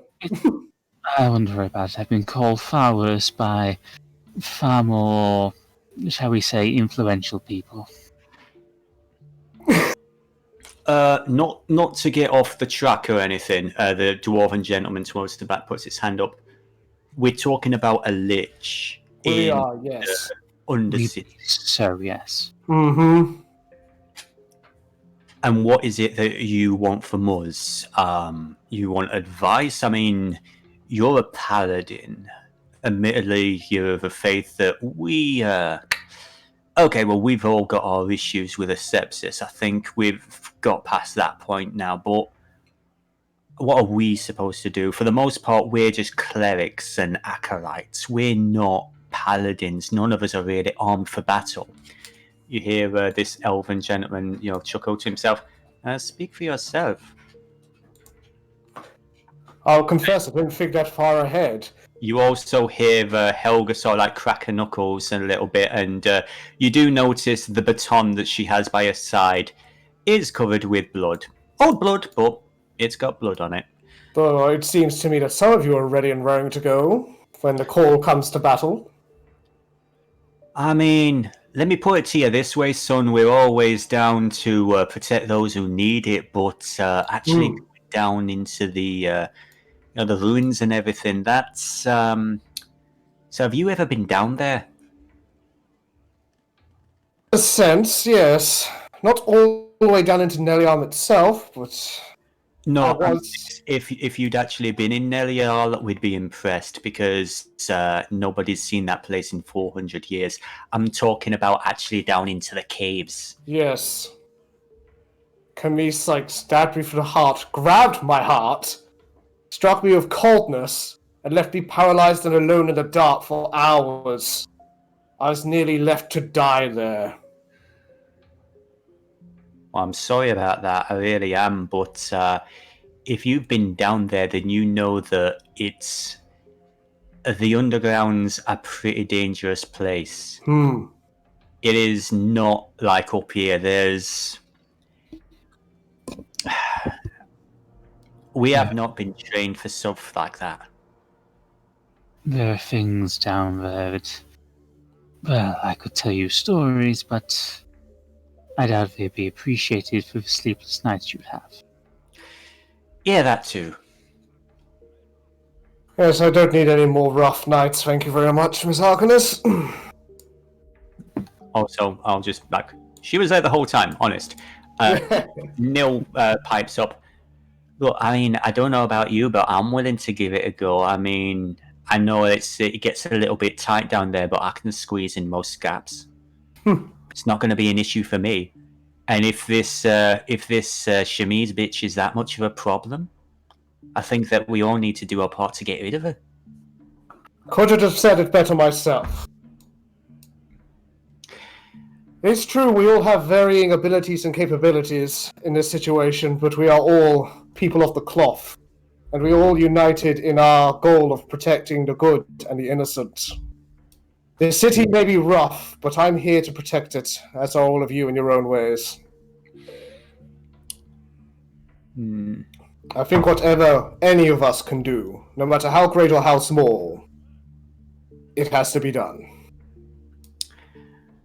Give me I would say, persuasion in the I'm so sorry, I was reading what Jurnis had said. Persuasion with advantage. Hey, I don't even need to use my diplomat skill to, like, nudge this in my favor. Haha.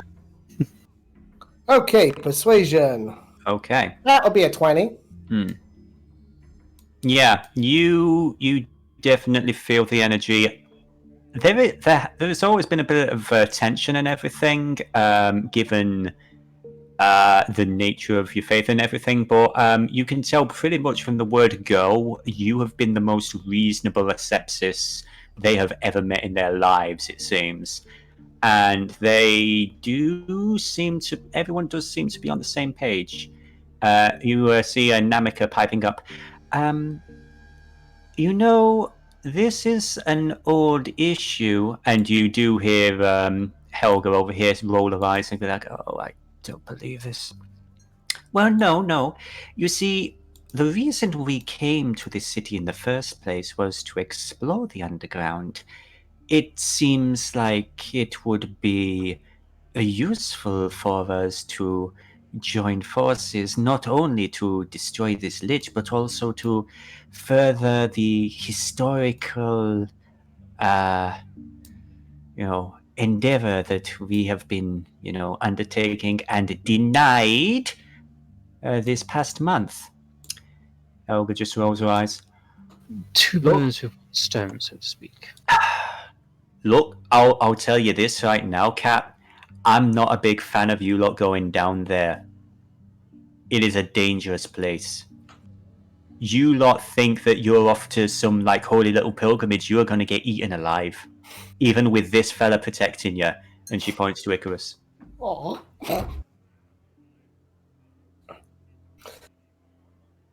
Well, we'll see about that. But, Sir Icrius, if you are willing, then the Church of Calavig would absolutely wish to join you on your, well, we don't usually like saying the word crusade, but, it does seem to be a reasonable description, does it not?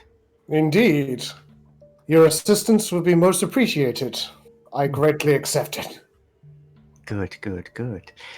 There is one question that we should pose, though. What's that?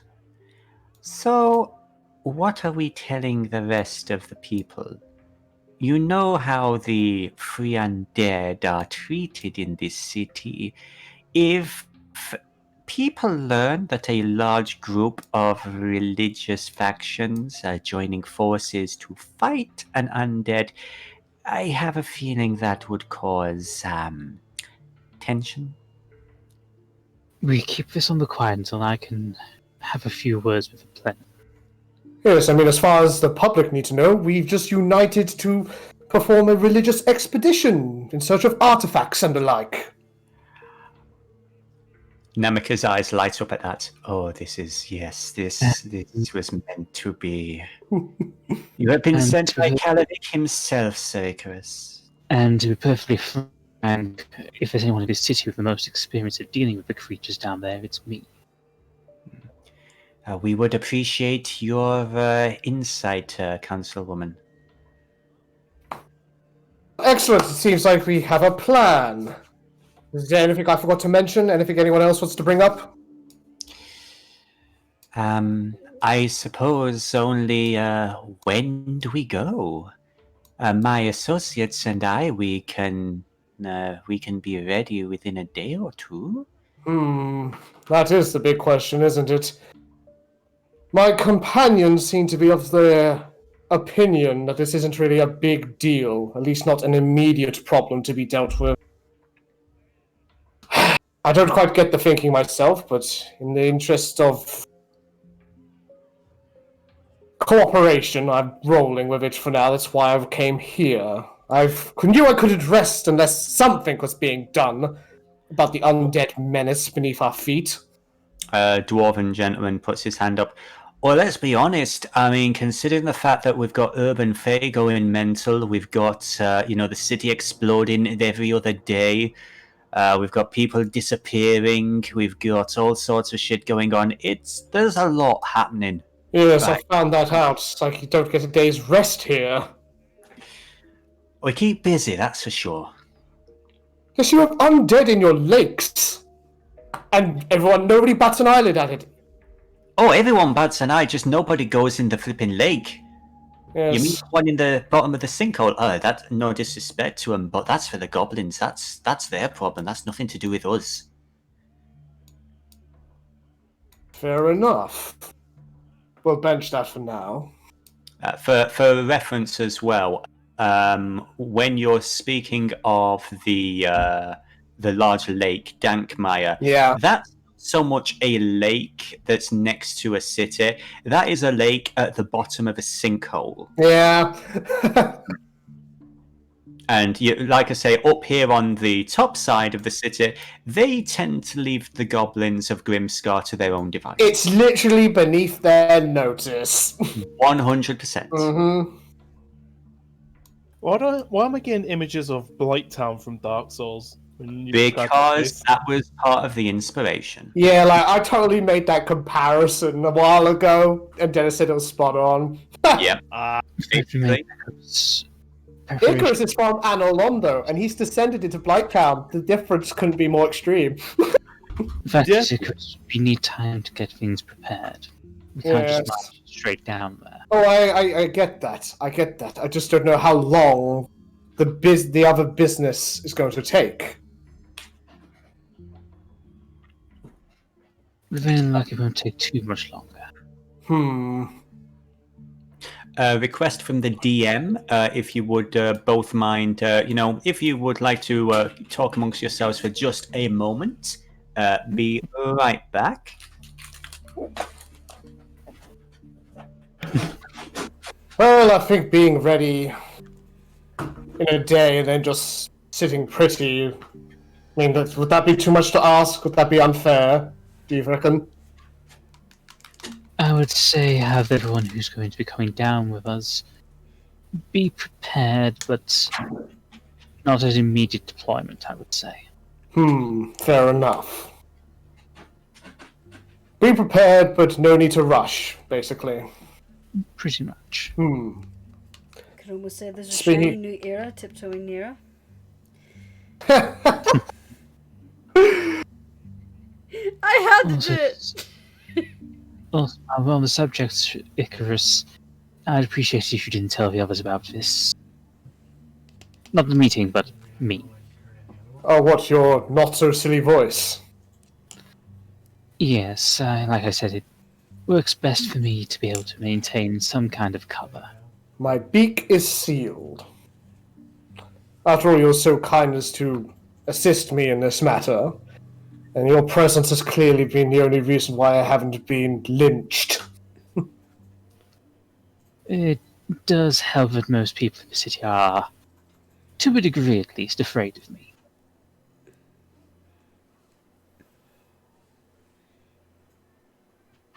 Well, there's nothing wrong with a healthy dose of fear. It gives you wings, after all. That is true. Typical sepsis paladin. Ow. It's true. Are you okay, Dennis? So yeah, the DM was kind of rushing back to the microphone, and he, as he was passing his wife, gave her a lovely thumbs up, and deep sixed his shoulder on the wall. Okay. I have that for people. Yes, so distracting. But anyway, while all this is going on, I believe we have a satisfactory resolution to Icrius and Arcanis's adventure. Yeah, basically, as long as they're, prepared, but they don't have to immediately rush, we're good. Okay. As things are winding down, Namika does pipe up. Does anyone want to mention any of this to the doctor? She might be of use in terms of the undead. I know that she has been showing some interest in the locals. Helga's like, I don't think that's a good idea. I'd probably keep it to the people we know. She's no disrespect to this fella here. She points to Icrius. Best not to have too many outsiders involved in what might be a local matter. Are you referring to Dr. Lilius? Everyone looks a little bit surprised. Oh, you know her? Yes, I escorted her here from Yabal Hari. Oh, yes, she's just upstairs. She's performing autopsies on the ones who were unfortunately slain during the attack. And with that little ding, I think we're going to head back over. No, that was perfect. I think we're going to head back up to the plenum office. Actually, I like to call the Plothis. The Plothis. Actually, I think what we'll do instead is let me just copy this, and because someone has been so patient, so very, very patient, we're going to head over here. Just ignore the fact that all you guys are here because you're not. Lady Chemise. Yeah. Yes. It's been... Do not have a token of vision in the scene. Your tokens are right here. Hang on, let me just again. We will. Yeah. He's getting flashbacks. Yeah. I don't like how big his token is. Don't you? No. I do. Anyway, you're not here, so boop. By the way, when I turn you invisible, that you can still see fine, yes? Yes. Still see? Everyone can see? Okay. Then we will continue with the scene. Chemise, it took you a day or two, but you have found what you were looking for. Making your way through the various caverns and caves. Actually, yeah, let's actually get let us get the appropriate music when Sirenscape loads. There we are. No, we don't want the water. Here we go. So, you are within the antechamber of, well, how do I put this? After a day or two travel, heading throughout the various caverns and winding pathways, dealing with the occasional local pest, you eventually found yourselves, directed by your associates, at what at first appeared to be an innocuous cavern like every other. However, he informed you that this was a waiting room, and that in order for the next phase to begin, you would need to make yourselves visible. And known. I'm ready.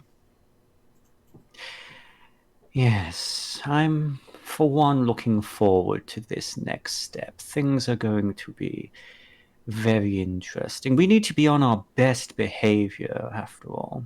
We are guests in their home.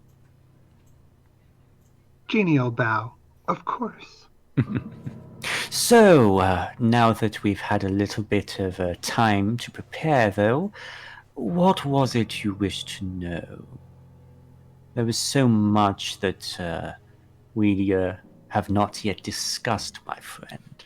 I want to know what was happening when I found you. I want to know who you are. I've been thoughtless. I've been thinking about me this whole time, and that's not fair. You're coming with me on this. You've given me so much. I want to know you. Oh, thank you, my dear. I appreciate that. Well, as I have said before, my true name, Mazaina. I suppose in the common tongue it would translate loosely to Little Shadow. I suppose... where do we begin? How about 50,000 years ago? My creators came to this world and turned it into their own little playground. They were referred to as the Senja. They travel from world to world, find useful places, and turn them into playgrounds where they can breed and toy with the various races. They create various servitors, minions, slaves to do the menial work. I am one of those slaves. We're referred to as voidlings, I suppose. Little more than janitors for them. Well, you're beautiful to me. Thank you, my dear. Thank you. When I first found you, I was looking for help. You see, a long, long time ago, my creators, quite rightly, got their comeuppance. They were sealed away, entombed, imprisoned for eternity, and most of their creations were either destroyed or put away by the enemy. They, most of my kind were sealed, but some of us managed to slip through the cracks over the millennia. I am one such individual. When I was looking for you, I was looking for someone who could help.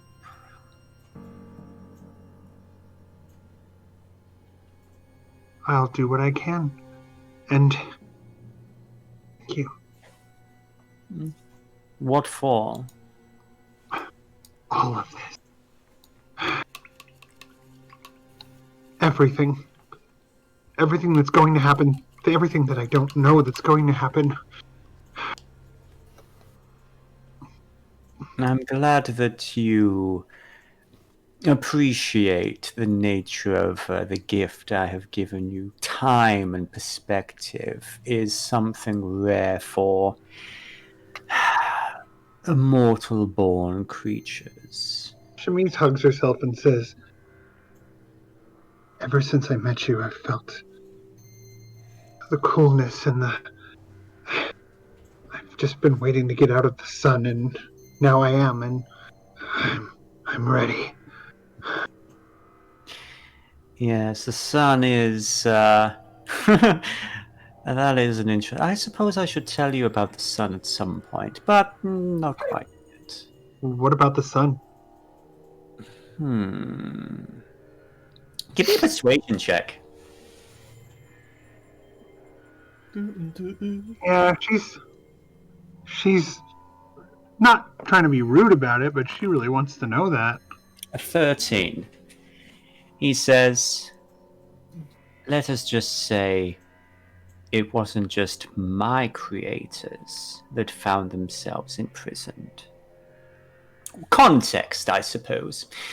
You see, the Senja had an enemy, a rival that spread itself from world to world, referred to as the Kahaya, entities of radiance, light, whereas the Senja, similar to myself, were entities of the void, entropy, that kind of thing. The two were mortal enemies. The Kahaya came to this world, ousted the Senja, and imprisoned them. And eventually found themselves imprisoned in much the same way as their enemies. Not my doing or the doing of mine so much, but more their own arrogance.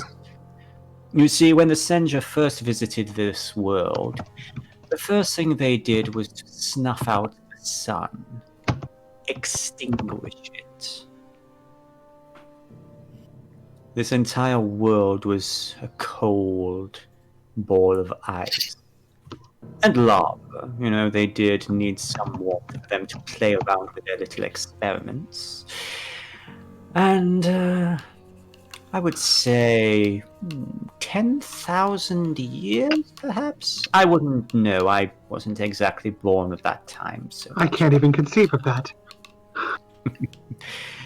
Perspective, as I say, my dear, it's a unique gift. One which you will have in time. It's the least I can do for you. But yes, the Senja were eventually ousted. They were entombed below, whereas the Kahaya eventually their own children, their own creations, imprisoned them in a new sun.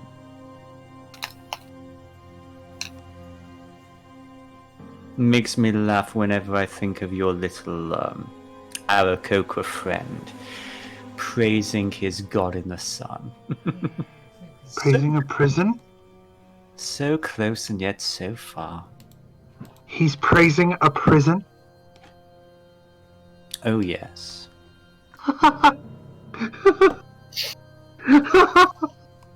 Although I hate the sun so much. Say that. She says, she's laughing and then she says, I hate the sun so much. Oh, rest assured, my dear, you won't have to see it again. Well, technically, we will. I mean, most of the facilities entombing my people are near the surface. At least there will be travel involved. But our new friends here will be exactly what we need to get you up to power. You see, I need your help to free my people. You have it. One slave to another. Never again. Never a slave. Not for me, not for you. Not for anyone who wants to be free. I'm glad that we understand each other, my friend. I'm glad we do too. I would say at this point, there is a slight grinding of stone, and part of the wall over here moves aside, and stepping out into the shadows. Let me just do one. Yes, I want to. And I presume is Chemise's disguise on for all this, or is she? Because I presumed it was, but I. Well, here's a question. What are you trying to disguise? She's the fact that of how like her skeleton stuff. Because I assumed it was still on for the presentation thing he was talking about. But if not, then she's fine without it. He would have said, "Oh, don't worry. Here you can be yourself." And then she would have dropped it, so she has the way she looks in the token. That's good. Okay.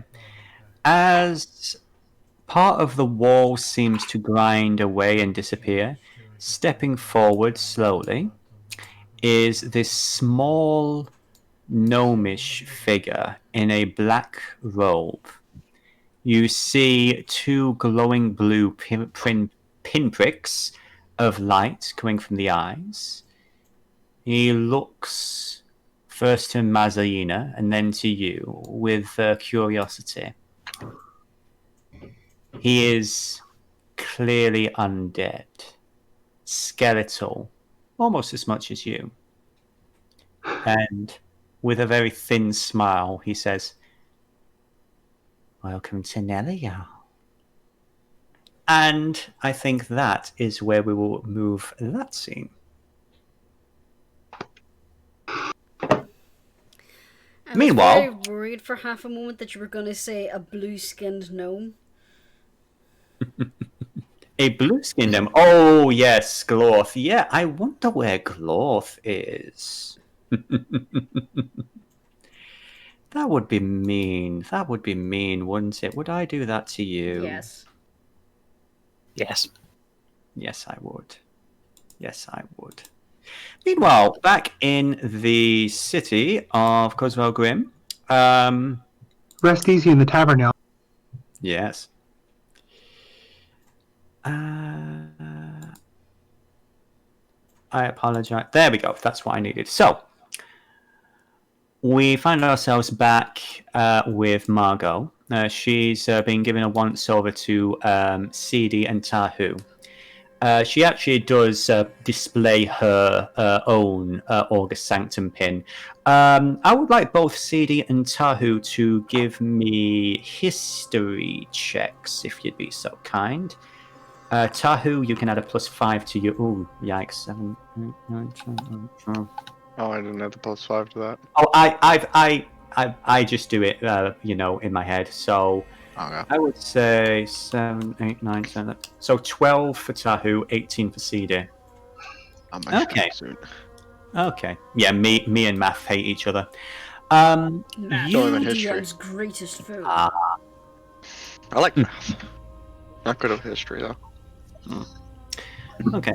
Well, the long and the short of it is, you are in the presence of Margot Hill. She is a goblin who has a seat on the plenum, the town council. She's the only goblin to do so. You would both also have noticed her portrait up at the August Sanctum as one of its more famous alumni. And she gives you both a nod. Well, this is interesting. What exactly are you two doing here? Well, I can only really speak for myself. What would you like to know? Well, for starter, who you are, and what you're doing dealing with a bar guest. Seethe at your service. She has like a slight bow. Mm-hmm. As for the bar guest, I honestly wasn't expecting that. That took me quite by surprise. As for what I was doing there, it was just to investigate this cartel and any wrongdoings going on in the mining operations. There's plenty of wrongdoing going on. I mean, there's a mining operation in the middle of the wilds. Yes, and I was tasked to check it out. And, well, the suspicions were rightly founded. Who's your handler, if you don't mind me asking?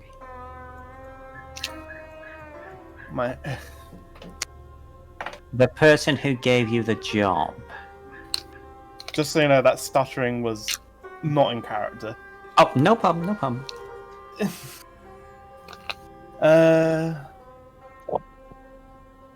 Now, DM, did Goblin not want to give off the impression that she didn't want This particular job that you were hired to do was strictly an off-the-books assassination. This was something that she did not want people to find out about. However, with the report that you gave, it's clear that, I mean, from the word go, from the moment these guys got involved, this became anything but routine. So you would know that Lady Gosling probably doesn't want her name mentioned.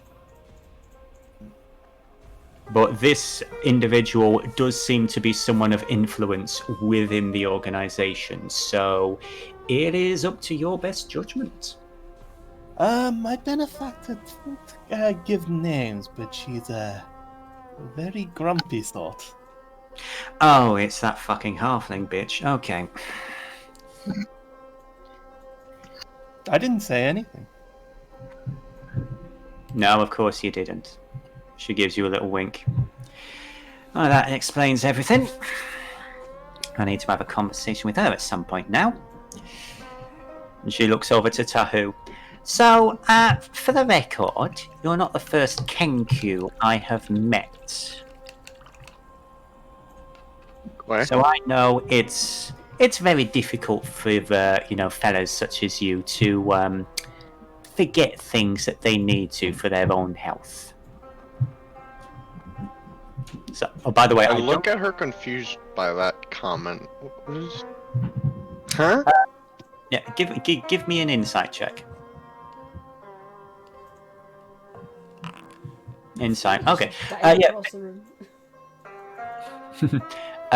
Basically, she's saying, I know you're technically recording everything about everything that I'm saying, and that's something you don't have any control over. She then continues, but I would appreciate discretion. I would like nobody, and I mean nobody, to know anything about what happens in this room. Is that understood? What? I assume this was a positive, Quay?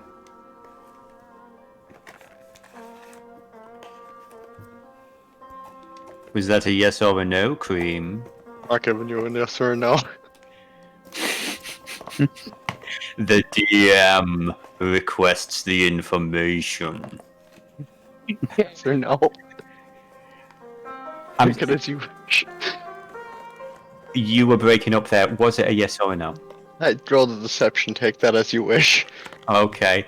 Okay, let's roll an insight. Let's bring up her character sheet. Oh, Well, if she beats me, I'll tell her. You can't toy with the DM. I will. I would dice that way. Can be in my favor. I would say she rolled two numbers. One of them was a 4. However, I am going to give her advantage because she knows what she's doing. And you do sort of you see her lean forward a little. Her eyes sort of get a little more narrow. And you do notice a slight gleam of a concealed blade. You know, that she's suddenly it's just there in her hand, that she's playing with it calmly. And then she turns to Jurnis and the rest of the group. So, how attached are you to this individual? Just curious. Skullface just kind of looks at Ang, then to Jurnis, then to Graz. And he goes, To be fair, he has been rather useful in combat. And you say that Jasper had this one? Yeah, he's one of Jasper's men. Well, and Jasper's an alright lad. I guess that's another conversation I'll have. But just so we're clear, young man, and she's pointing at you, Tahu, with the edge of this stiletto dagger. I appreciate my privacy, and if I hear anything that has been spread from this room, and believe me, son, I will know. You and me were going to have a little conversation. She returns to the rest of the group. So, you need to have a word with the Vile. I'd recommend having a chat with Reap. He's just in the next room. Might also do to maybe get in touch with the council, see who's in charge, see who's who, what's what, try and figure something out there. In the meantime, I'm going to make sure that nobody else hears about this information, She sort of like glances around at Seethe. Are you uncomfortable or something? Oh, don't mind me. I was just looking up at your bookshelf and remembering some unpleasantness. Here we go with the books again. Actually, I would say this, Seethe. Given where you are, I would say, what's your passive perception? 2 seconds. Passive perception is where would it? Where is it? That would be if you look on your character sheet where it says attributes, where it says perception. You've got wisdom +4. It's 14. It's in the little brackets. So your passive is 14. Ah, very Yeah. nice. It's 14. Yes. I would say that you do feel a slight coldness in that corner of the room, and basically in the corner, just over your shoulder, you do hear a whispering voice. The lady would appreciate it if you would sit down. Okay, mysterious voice. I'll sit right down. Margot gives you a big grin. Oh, don't mind him. That's Mr. Sunshine. Yeah. Oh, far be it for me to disagree with a disembodied voice.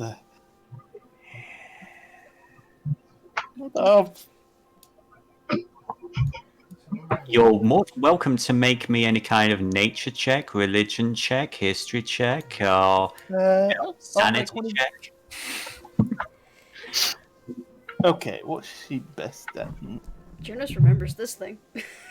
Yeah, same for Tahu if you want, because you all heard that voice. I would say Rex probably knows a bit about Mr. Sunshine, but he just shudders a little. Arcana to me. I rolled Arcana. Arcana is not a bad one. Okay. And what are you going to roll, Frux? Oh, okay. I'm going to roll a... About all the options you gave me, like... I have like 2 in all of them, so I'll just pick any. Nature. Oh, 15. Okay, first of all, Tahu, you heard the voice, and your eyes do tend to keep glancing away from that corner. It's like you don't want to look in that corner. You're not sure what the nature of if it is a spell or not, but you are at least aware that this is an area that you don't want to be near. On some primal level, there's something there. For Seethe, the 15 nature,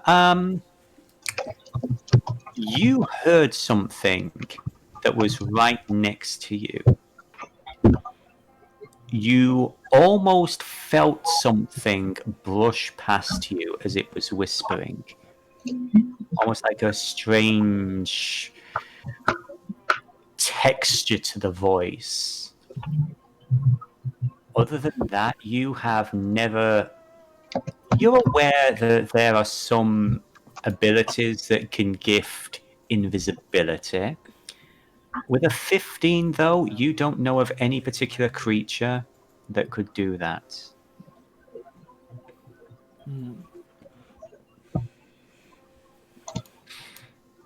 As I said, and Margot looks back over to Tahu, I will know if people are talking out of class. Mr. Sunshine always finds them. I get what you're saying, yeah.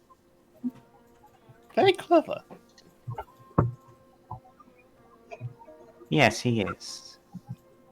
So, is there anything else you wish to discuss before I send you on your way? Oh, I think we managed to cover everything. I assume you didn't tell your mother about the you-know-what. Oh, God, no. I'm pretty sure she would have killed him. Very wise. Yes, very, very wise. She'd have hugged you, then she'd have killed you, then she'd have hugged you again. I think it's safe that we keep that to ourselves. We don't want anyone learning about that. So, unless there is anything else, I thank you for keeping me up to speed. You may receive a little something special in the mail as a thank you. Right now, I've got a few things I need to straighten up since that. Basically, since I was in the middle of an explosion, the city's kind of gone a bit to shit, and I need to spend some time cleaning up this mess. I'd appreciate before you do anything drastic, you find out what the Vile know, and then come back to me before doing anything too rash. Does that seem fair? Yeah, of course. Very good. She gestures to the door, and I would say, yes, Seethe, Jurnis, and maybe Graz. You do feel a slight coldness, a weird sort of brushing of air before the door opens by itself. I think I know what this is. I'll not get used to that. Have a good day. And there's the shivers down the spine. At least he's wishing us a nice day. I mean, Yes, can't be all that bad. Delightfully friendly chap. Light entity. DM, Hello. I have an idea, and I'm going to whisper it to you. W/right? Please do. On another note, though, Margot, I'm very glad to see that it will take more than an explosion to the face to put you down. Oh, far more than that. But thank you, kid. I appreciate it. Good to see you too. You have a good one. Rest well. No rest for the wicked, even the exceptionally wicked. So, you all head out, I assume? Yep. Okay, let me just take the specky, and I want to stick my leg out and try and put... Okay. Give me... So, what do you want to roll? What do you want to roll? Is this going to be a dexterity? Is this going to be a... Yeah, I'll try and be all casual, and then, like, unexpectedly just poke up my leg. So... Okay. Oh my god. Let's make it a dexterity. If you see an invisible entity, you act nice. Ability check or it's ability check? Yeah, ability check, yeah. Yay. A 22. Okay. So as you're heading out, you perform the... How exactly do you do this, by the way? Describe this to me. Well, after Toho leaves, I'll also leave, and then as I pass through the door, I'll like move to the side or that side and just stick my leg out. Okay. You do that, and you wait a second, and you would expect to feel something, and then first one shoulder, then the other, you feel something. You're not sure if you could describe them as fingers, and then from directly above your head, you hear a very soft little chuckle.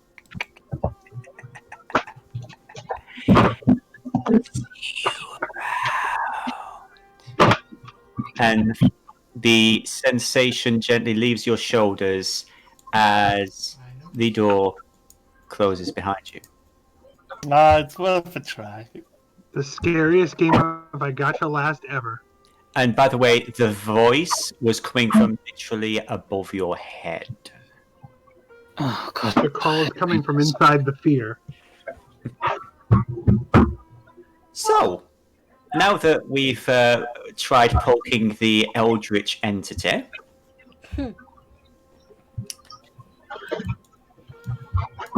Do we wish to have a conversation with the warden before we end the session? Well, it's rocking up to 11. Is everybody happy enough to continue, or do you want to leave it till next week? And leave it till next week. We can leave it till next week. Okay. Okay. So, I just have a feeling that Icky somehow got himself into trouble. Well, he's with that crazy elf, so... Yeah, he's going to be in trouble. I think Sir Icarus got the best deal out of the lot, to be honest. 10 gold says one of them comes back covered in blood. Yeah, that's fair. That's fair. Where? So, I suppose Pick you up on that bet. Lay of the game. Icky for getting that awesome sword. Or maybe me for drawing it. Yeah. Probably the decapitation of the little creepy marionette. Yes. For those curious, that was called a Vile Barber. It is a creature from the Tome of Beasts by Kobold Press. So he's Sweeney Todd. Creature. Yeah, basically. I genuinely think that creature was going to be more of a challenge to you guys, but you basically, not only were you raging, you got some crits and you did some divine smite, so yeah, you went down fast. He was going around randomly stabbing people. Couldn't really let that happen, could we now? Wanted to make a good impression on the fellow holy people. You did. You really did. Yay! Unfortunately, you didn't take the time to heal the people who were bleeding out, so they died. Fuck! People for sure were already dead, so... Yeah. So, fumble of the game. Seethe playing with Mr. Sunshine? Yes, is just mortified that happened. The thing with What I was gonna do. Go on, folks. Oh yeah. What I was gonna do is if I tripped him up, I was just gonna say, "You didn't see that coming, did you?" and run. There would be nowhere for you to run. No plane you could reach.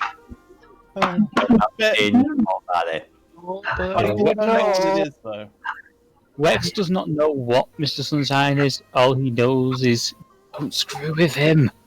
Nobody knows what Mr. Sunshine is. Frux, be honest with me. Did you just assume he was going to be just an unseen servant? Say what? Did you just assume Mr. Sunshine was going to be an unseen servant? That's my working theory, yes. Evidently not. Come on, it kind of fits the whole... I mean, the only downside is I do believe that unseen servants, they can't talk. Nope, they can't. But no, I would say that Sunshine is definitely a thing. So, questions, comments, theories. By the way, I have a question. Yes. Why does Mr. Sunshine have a creepy imaginary friend name?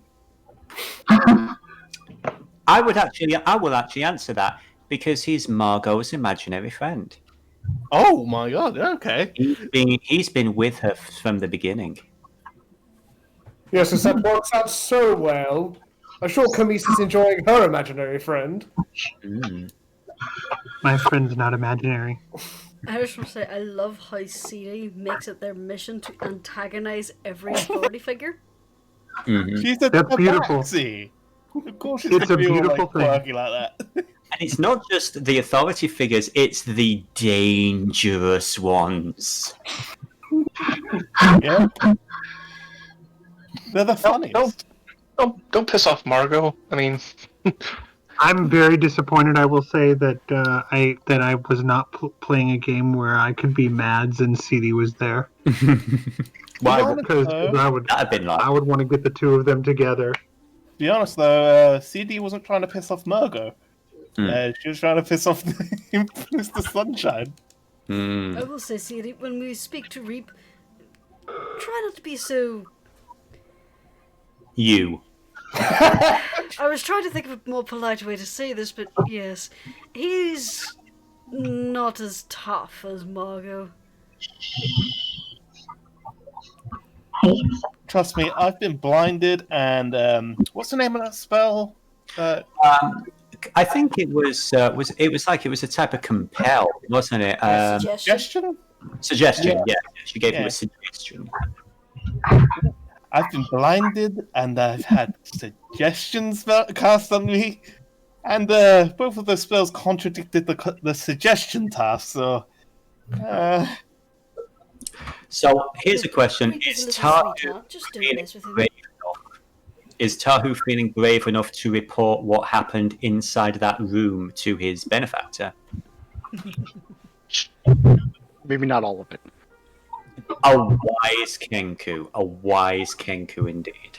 Maybe not all of it, because she particularly said, like I would word it in a way that, like, I would say nothing what she said or anything that she wanted not to leave the room. I wouldn't say. Mm-hmm. I'm just interested. Sorry, you first, Cream. Okay. I must say, I am interested in the fact that Margot knows of the Phoenix, but evidently she didn't know everything about the Phoenix, so her information's a bit spotty. To be fair, she's the head of a cartel. She's a politician. So the area you guys are in, for clarification, is kind of the dwarven equivalent of Capitol Hill. These are almost like senators, or these are council members for the city.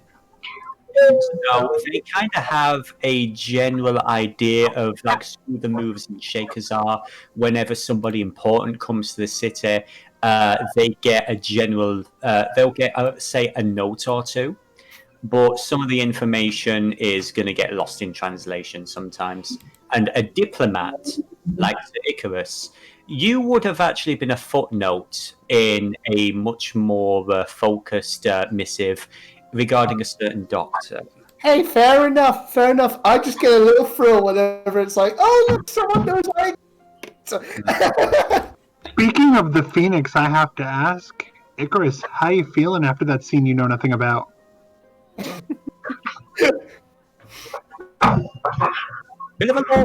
Well, if I were aware of that scene, and I'm not, I'd be rather perplexed and mortified. And my god is good. My god is not a prison. That's Icrius's reaction to Icrius, revealing her real voice. Hey, Icrius liked Arcanus in the first place for extending, like, basic decency and kindness. So, yeah? It's not like his opinion's gotten any worse. It's like, add respect to this woman. Add her to the list of the sensible people. So it's Graz, Arcanus, and Dog. Yes. Oh my god. We'll take care of you in a minute, my love. But yes. Unfortunately, I do feel bad that we weren't able to do much with Hack and some of the other characters. Because there was a lot I had to set up, and of course we couldn't get to everything in time. There is going to be something for Jurnis' storyline when we actually get to it that I think is going to be really freaking interesting, and I'm very curious to see what you all make of it. For now, oh no. Yeah. For now, in regards to how things are going so far, with the technical difficulties, in regards to changing from map to map, what is everybody's feelings on that? Is this a worthy Is this a worthy price to pay for all the other stuff that we're doing? Honestly, after the first loading glitch, every other map loaded in pretty quick for me. Yeah, everything I was think fine it's for just me the after that first initial glitch. loading that is the issue. Okay. So I have an idea then. Mm-hmm. Maybe like next time, like load our tokens into like different scenarios before we start recording, so then we could just like switch to them easily. Not just be loading the tokens, it might need to be affected. The players might also need to be connected. Yeah, because Dennis is hosting this all on his computer directly. That's why loading can sometimes be a bitch, because we're not connected to like some big, like massive servers. We're just connected to Dennis's computer. I My mean, like, suggestion is, it looked like whenever it was switching maps, it got most of the base map data on that first loading cycle. So if we do that, Dennis just drags us onto a map before the session actually starts. That will kick off the loading cycle. And then So we like should have if we're all connected ahead of time, he can that's what I'm saying, is then you could start dragging us around, so we're getting that preloaded in the background. Okay, that's something. That's some something that I can get taken care of for next session. Then, okay. So, unless there is anything else people wish to discuss about any revelations, any concerns. Yes, I have one comment. I have been nervous about this session for the past 2 weeks because it seemed like life just loved to kick Sir Icrius in the balls, but yay! Things actually went well for him for once! You got to show your best self. You got to prove that you are actually a hero. You were a diplomat. Yeah. And you were actually able to recover what is probably a priceless religious relic that would have been thrown away otherwise. No, that would be tragic. Who would do that, even if they don't follow like his religion? Well, because from afar, Chemise hisses. The sword was not noticed. It was bundled away in the book. I would say this. I actually am fleshing it out in my head as I'm talking, but that sword might have a history, which we will get to at some point. Yes. But yes, and one final little mini revelation that I can say before we end this session. Don't worry, Sir Icrius. Your god's not in that prison. Could you have made that sound any more fucking sinister? Love it! I'm sure if you task him, he'll do it. To be honest, I was really pushing myself to make it as sinister as possible, so I don't want to, bust a malicious gene or anything, so, yeah. He's not in that prison, little Arrocakkra. Oh, shit. So, going down the list, that is going to be a good night from Dog. Bye. A good night from the noble hero who's not the least bit problematic, Kubur. Good night, everybody. A good night from the very good boy Kenku, who's not going to get up to any mischief at all, Cream. A good night from supremely patient, who is so glad that you stayed the entire thing for just one little scene, D. Be kind to each other, even if you're pretending to be other than that. A good night from, oh hey, it's an eldritch entity, I'm gonna poke it. Frux. and then nearly got him too. He was on the ceiling, honey. No, you didn't. A good night from, maybe I can get to do something next week? Icy. Hey, I got to do something this week. Good night, everyone. Good night. A good night from Jurnis. I can't think of anything funny. Spring Singer. I'm very disappointed that you couldn't think of something. It's been a long day. And lastly, a good night from She's not seen another elf in quite some time. Arcanist. Good night. Good night, everybody. See you next week. Bye. Night night.